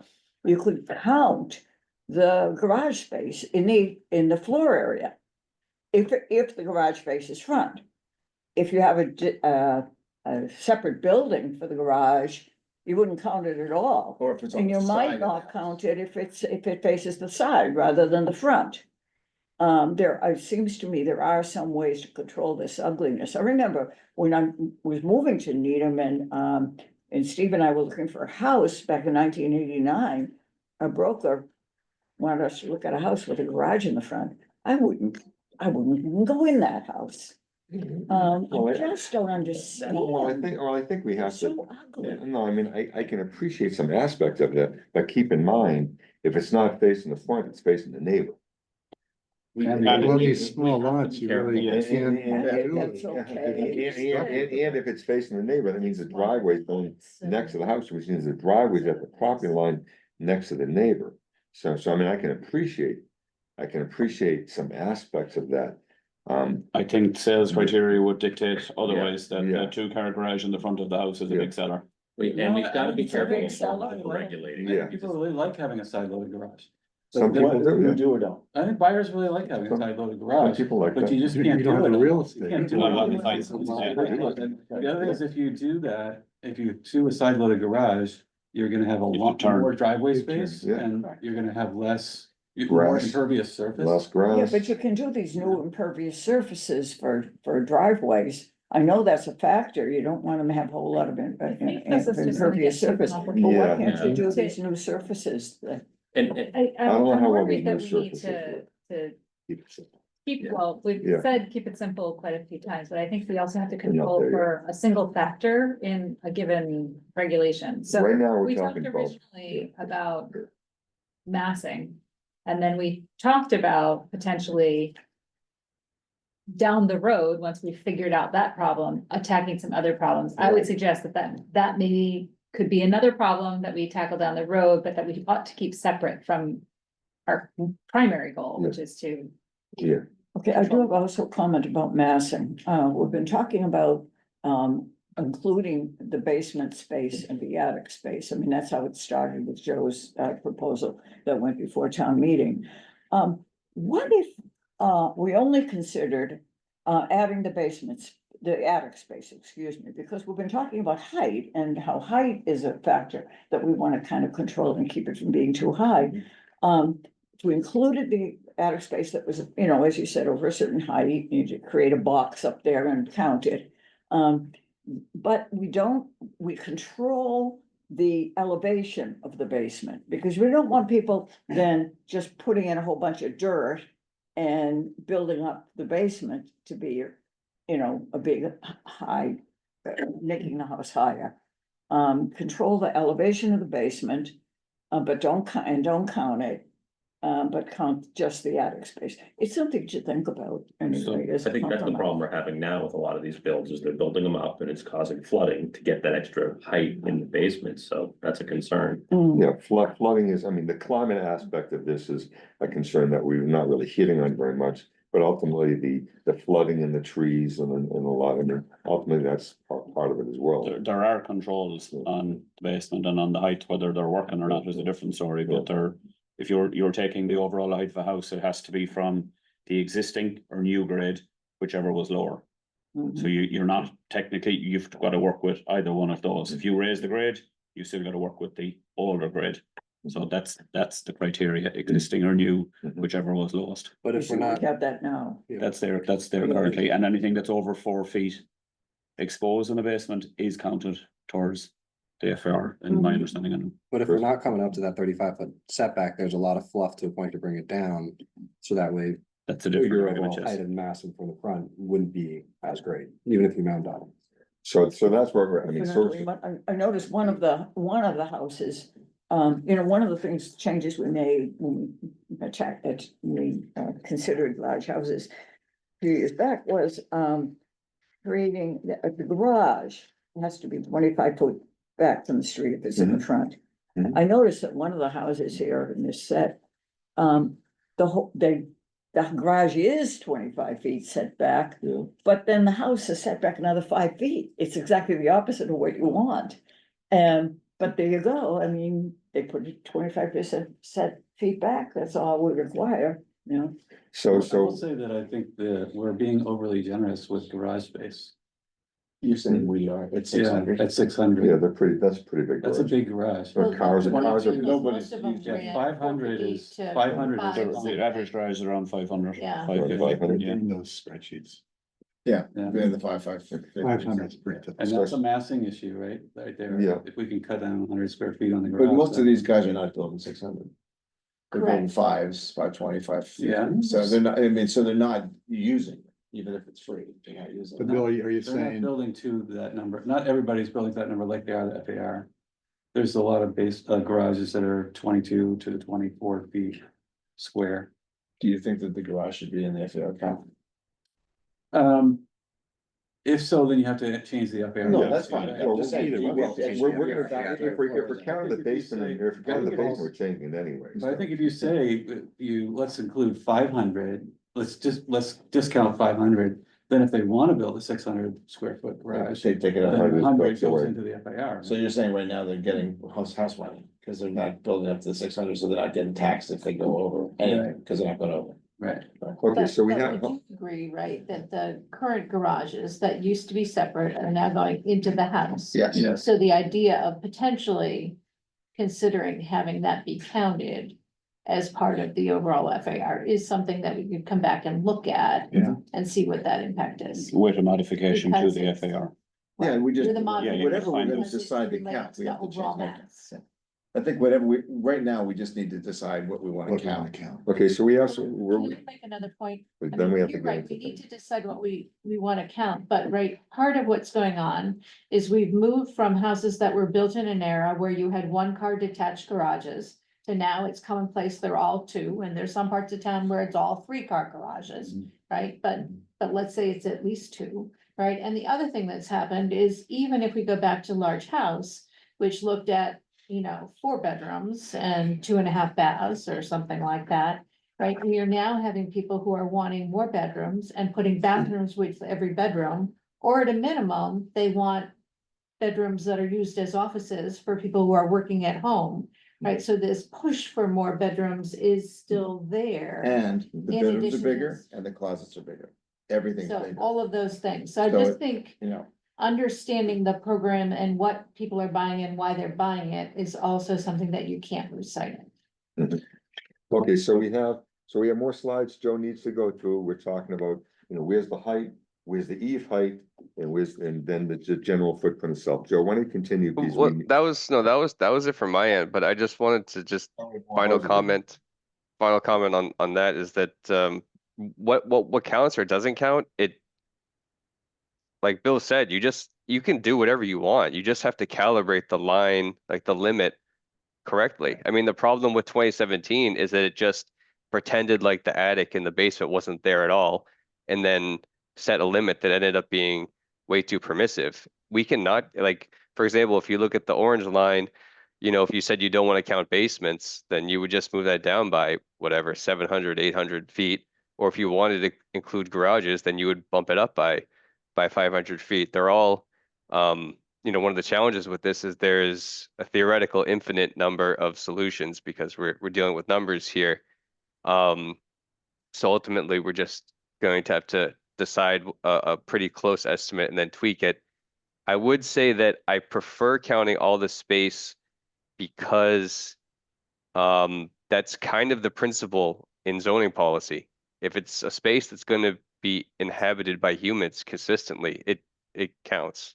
And if it's not, if it's utilities, if it is clearly utility space or it's clearly a crawl space, then yeah, it can be excluded. But I mean, that's the principle we use elsewhere in the zoning policy. And when we looked at the blueprints, these rooms in the basement are being called bedroom number 6, bathroom number 5, the media center, right? So, and otherwise, if you don't count it, then they'll maximize the build. So you give them the space and then you let them, maybe they don't want to have a full basement. Maybe they'd rather take that square footage up a level. But it could all work, as long as you adjust the limit, anything could work. Why can't we just control Hold on. setback and height? Hold on, Rob. Why can't we just control this with setback and height? Why do we have to get to the intricacies of FAR? Like in setting all this. Well, setback, height, coverage. You know, Lot coverage. FAR, I mean, yeah, you have to have something that's gonna govern the volume. Not just height and setback, right? Cause you're not gonna. And lot- And lot coverage of the overall. Yeah, lot coverage. Well, yeah, lot coverage and yeah. setback. Like, I don't, like, I mean, if I we're would saying we argue- don't care about what they do inside the building. And calculating the FAR based on the garage or not the garage, like, just set the limits of the box that can sit on the lot and I think maybe I'm FAR oversimplifying. is needed though, because if you build up over a garage and make a full 2-story everywhere, it does visually from the street have a much larger mass than it does if you've got a 1-story garage and a 2-story house next to it, even if it is connected. And also potentially, with a very large lot. On some of these, on the SRBs, the setbacks, you can build this massive house in there. If someone really wants to go to the setbacks, they still have a massive house. And the setbacks haven't done much of anything, haven't done anything to control that size. That's Not it. really. Personally, I do think that setback and height though would be a big driver of it. 35 feet seems very high.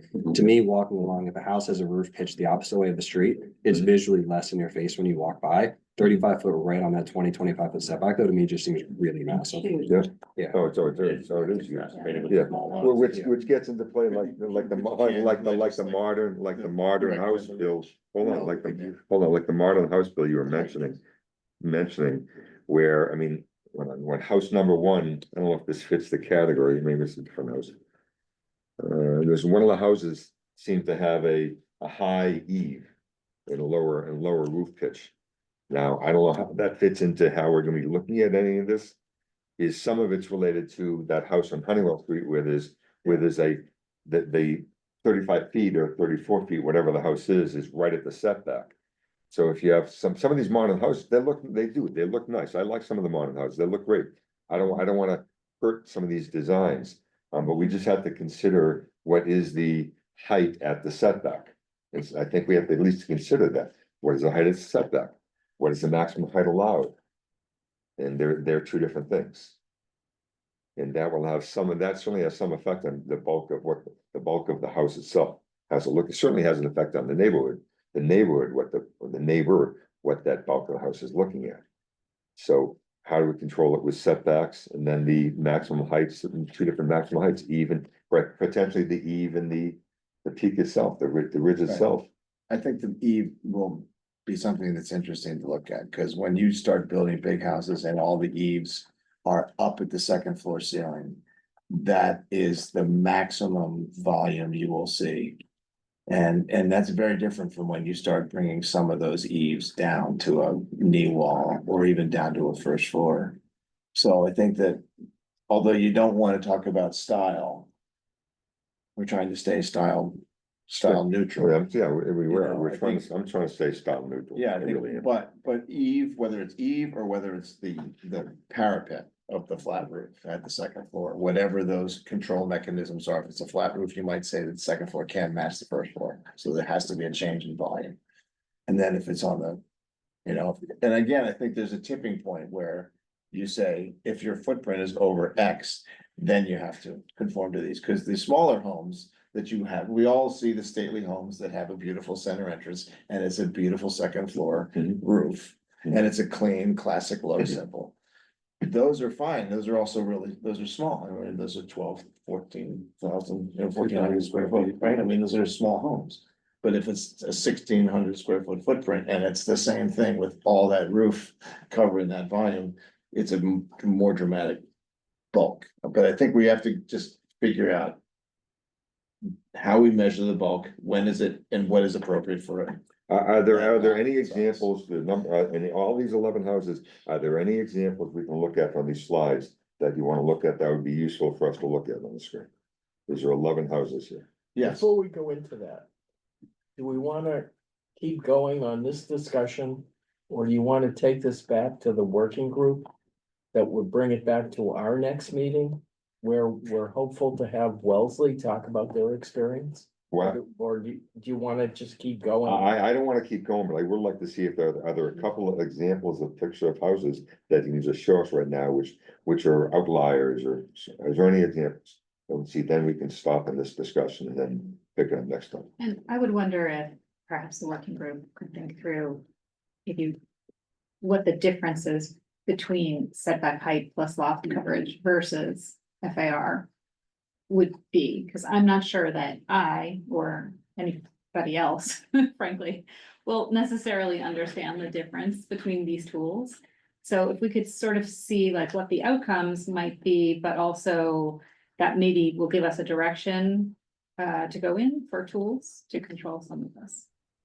Well, one advantage is that I watched the 2017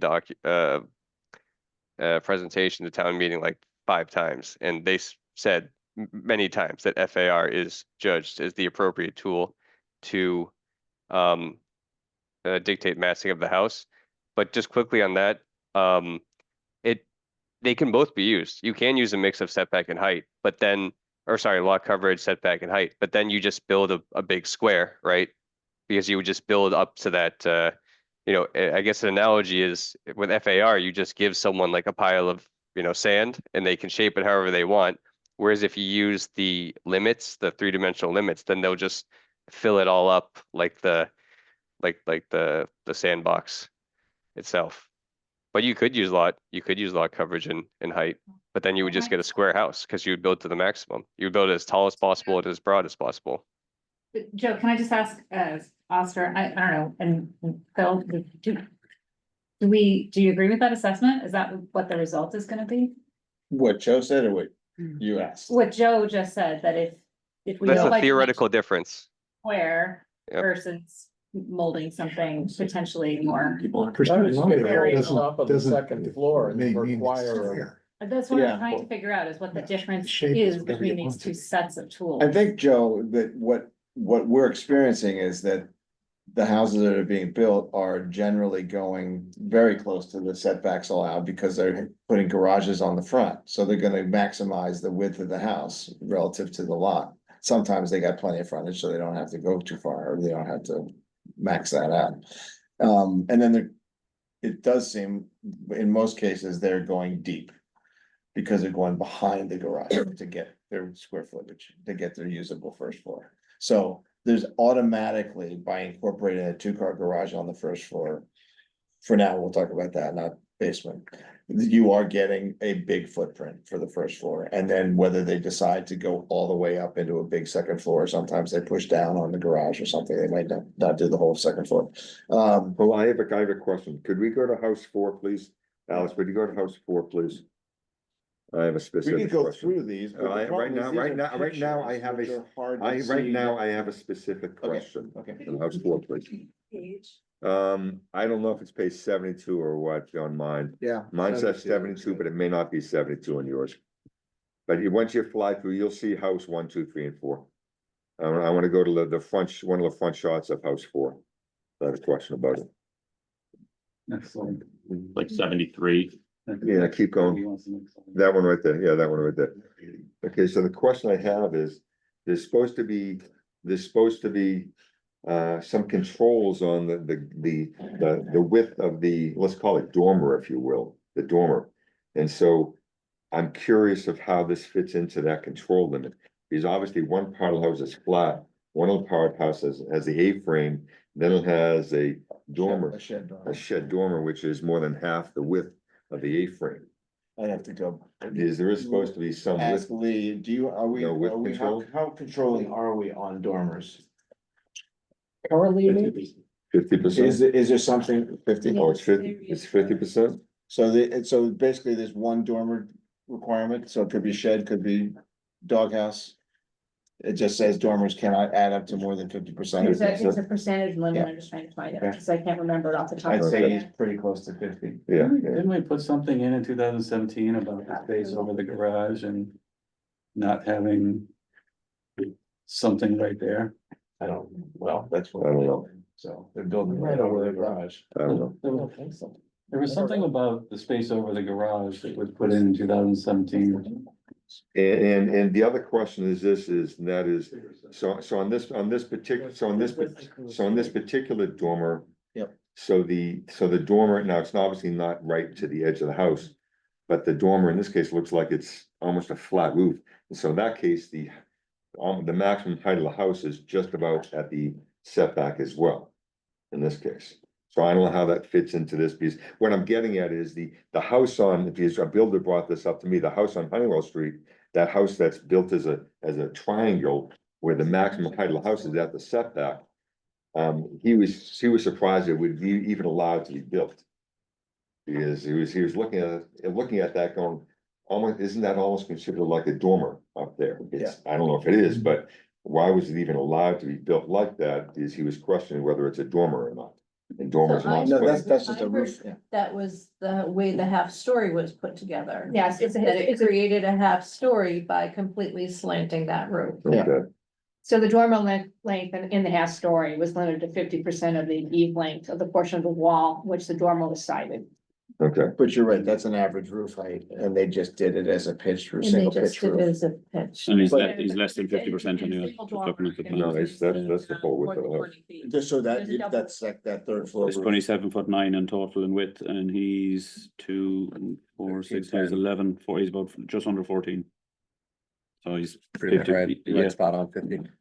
I heard that these So the real question is controls, whether or not that should be controlled And again, at it's the considered property roof line, line. if there's some As well. kind of an. And eave the- line Well, that's just, gonna be yeah, low. just the question was coming to We don't play. have that now. Yeah, sure, just was questions coming into play as far as verifying the width.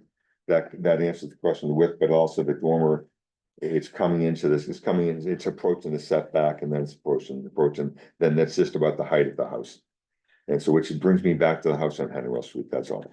I had the idea that perhaps in the eighties, that change was made to create this control on the size of the dormers.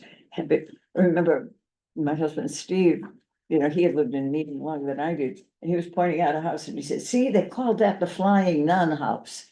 Yeah. And now they have rules that don't allow that. Oh, yeah, And that, I had the idea that might have went in the eighties. okay, East side. where are we at? So We have, I mean, we have to look at where our next steps are. Yeah. Is there another house you wanna take a peek at right now?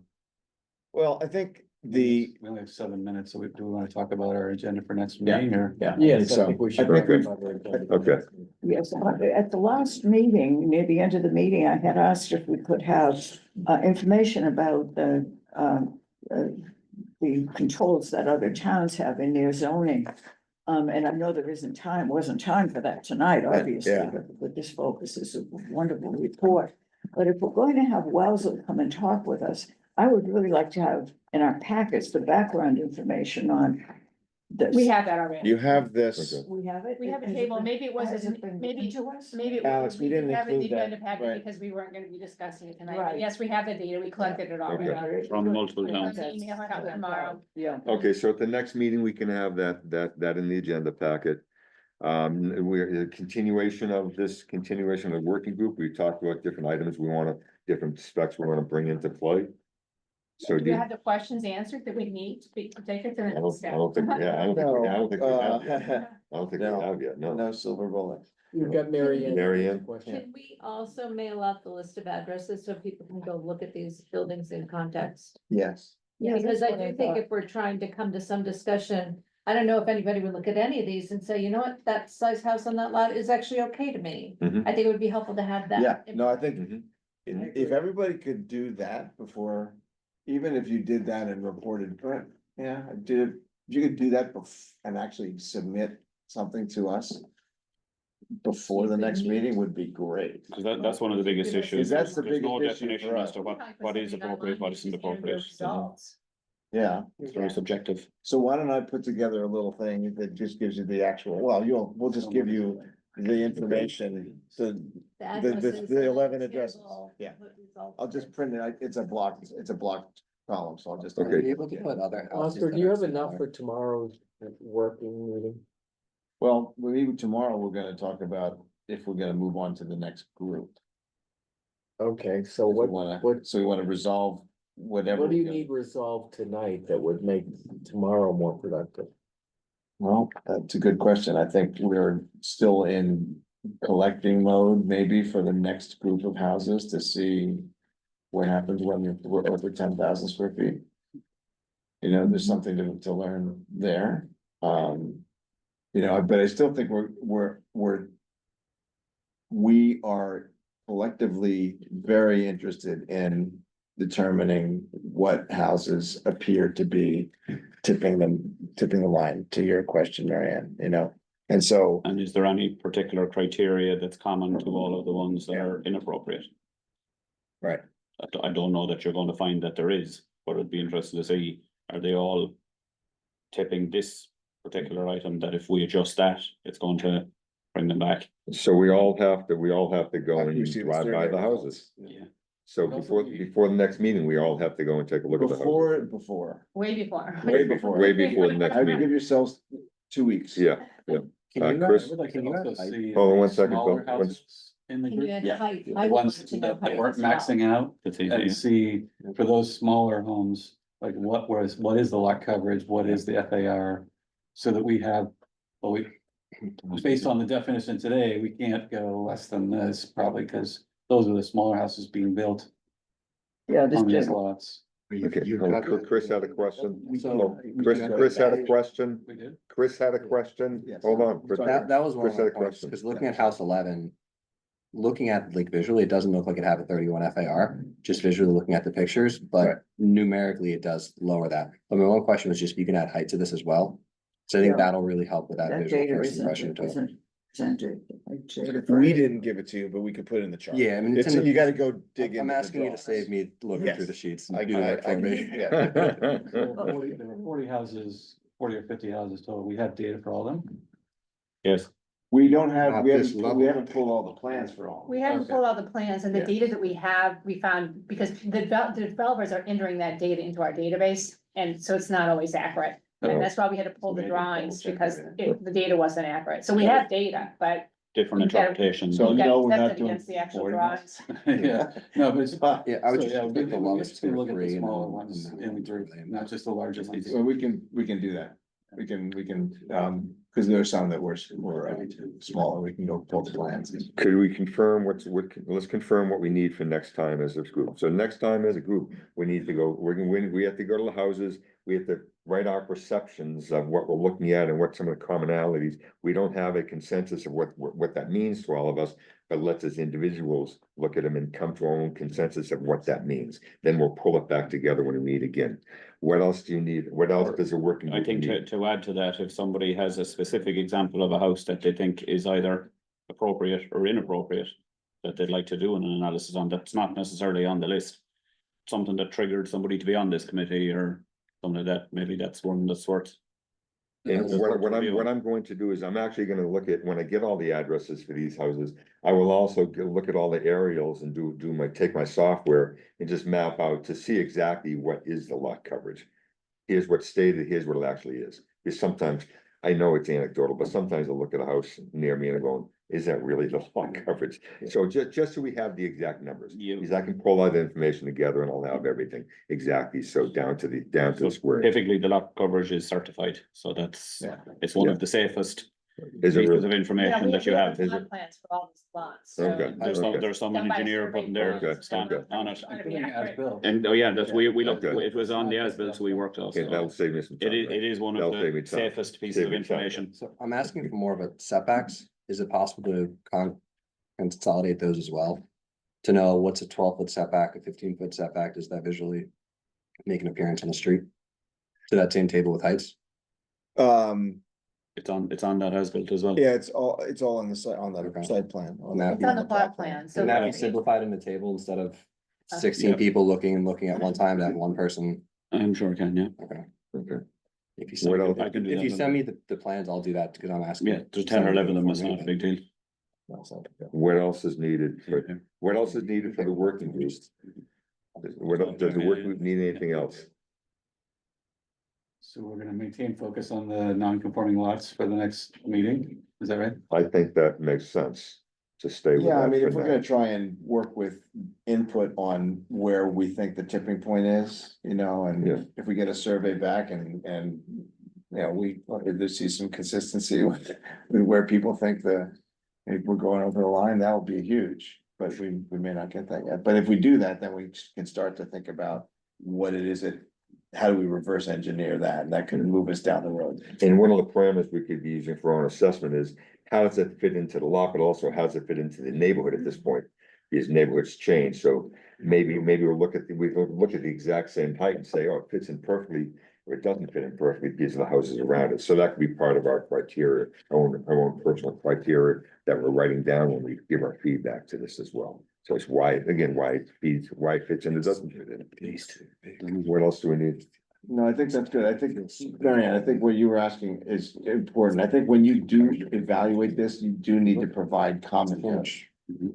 So, I just, not that it's too big. Why? What is Why? it? What's that? Yeah. What are the three things that you either don't like or? I, Yeah. yeah, When we send that out, because it's gonna be sent to Yeah, the group. we'll have the questions, yes. We'll So we- have a little So maybe that's tomorrow. We have work to do tomorrow. Mhm. Okay, Okay, so the working group is going to put a set of yes, criteria, quote, questions or. yes, parameters to addresses, look at. And questions. that'll go to Lee, which will then come to us as individuals, and we'll go look at these houses. Yes, you have homework. Okay, Thank you. okay. Now, do we have our next meeting? We are, no, first Monday, right? So we have our next meeting. Anything else to cover? I just, two Joe? points. It was good to do the non-conforming as a case study, but I don't know why I think we should be looking all into the median size lots already. We can Because start picking some, we can get the yeah. data and get Alex to start. I don't really understand why it matters if they're conforming or non-conforming at this point. I think what we're trying to do right now is have a very good understanding of what a house, every single house from 3,000 to 6,000 square feet looks like. And then ultimately the whole community will say, this is where we draw the line. So for example, having these very accurate square footage between first, second, third, and basement of these 11 houses was great. And I would just like to expand that into the median size, so you'll see that what the next presumably larger houses look like. Well, certainly that- the working group, if they want to continue, all of a sudden continue going, if you want to meet more again before we have our next meeting, I don't think anyone here will object to you continuing to the next phase. Yeah, But as far as the next meeting, we have to get some better idea what we're talking about for the non-conforming at this point. And we certainly need to look at the conforming lots as Yeah. well, it's not Yeah. just the non. Yeah, we're definitely gonna look at those, yeah. Yeah, and then I remember a year ago, and we passed this article at town meeting, if I'm not mistaken, although it wasn't related to this, was funds to be used by the planning board for studies, right? well, the planning board has monies, yes, Yeah, available, yeah. hire consultants as this group determines it's necessary. Yeah, it wasn't for the large house specifically, but that was one of the comments that was made during it. So if I'm not saying we have to use it, but if we have maybe a want list or ideas of something that we might need either not even assistance, but like you pay people to have like put their professional stamp of approval on it, right? If there are things like that, be on the lookout for those as we move forward. Okay, anything else we need to cover before we adjourn? Nothing, do I have a motion? So move. Second. Okay. Joe, Uh, voting, yeah, okay, Mo, Heidi? Ed, Yep. Paul, Aye. Chris, Jean, Yes. Marion, Rob? I. Aye, okay, we're adjourned. Thank you, we'll see each other, see everyone next time.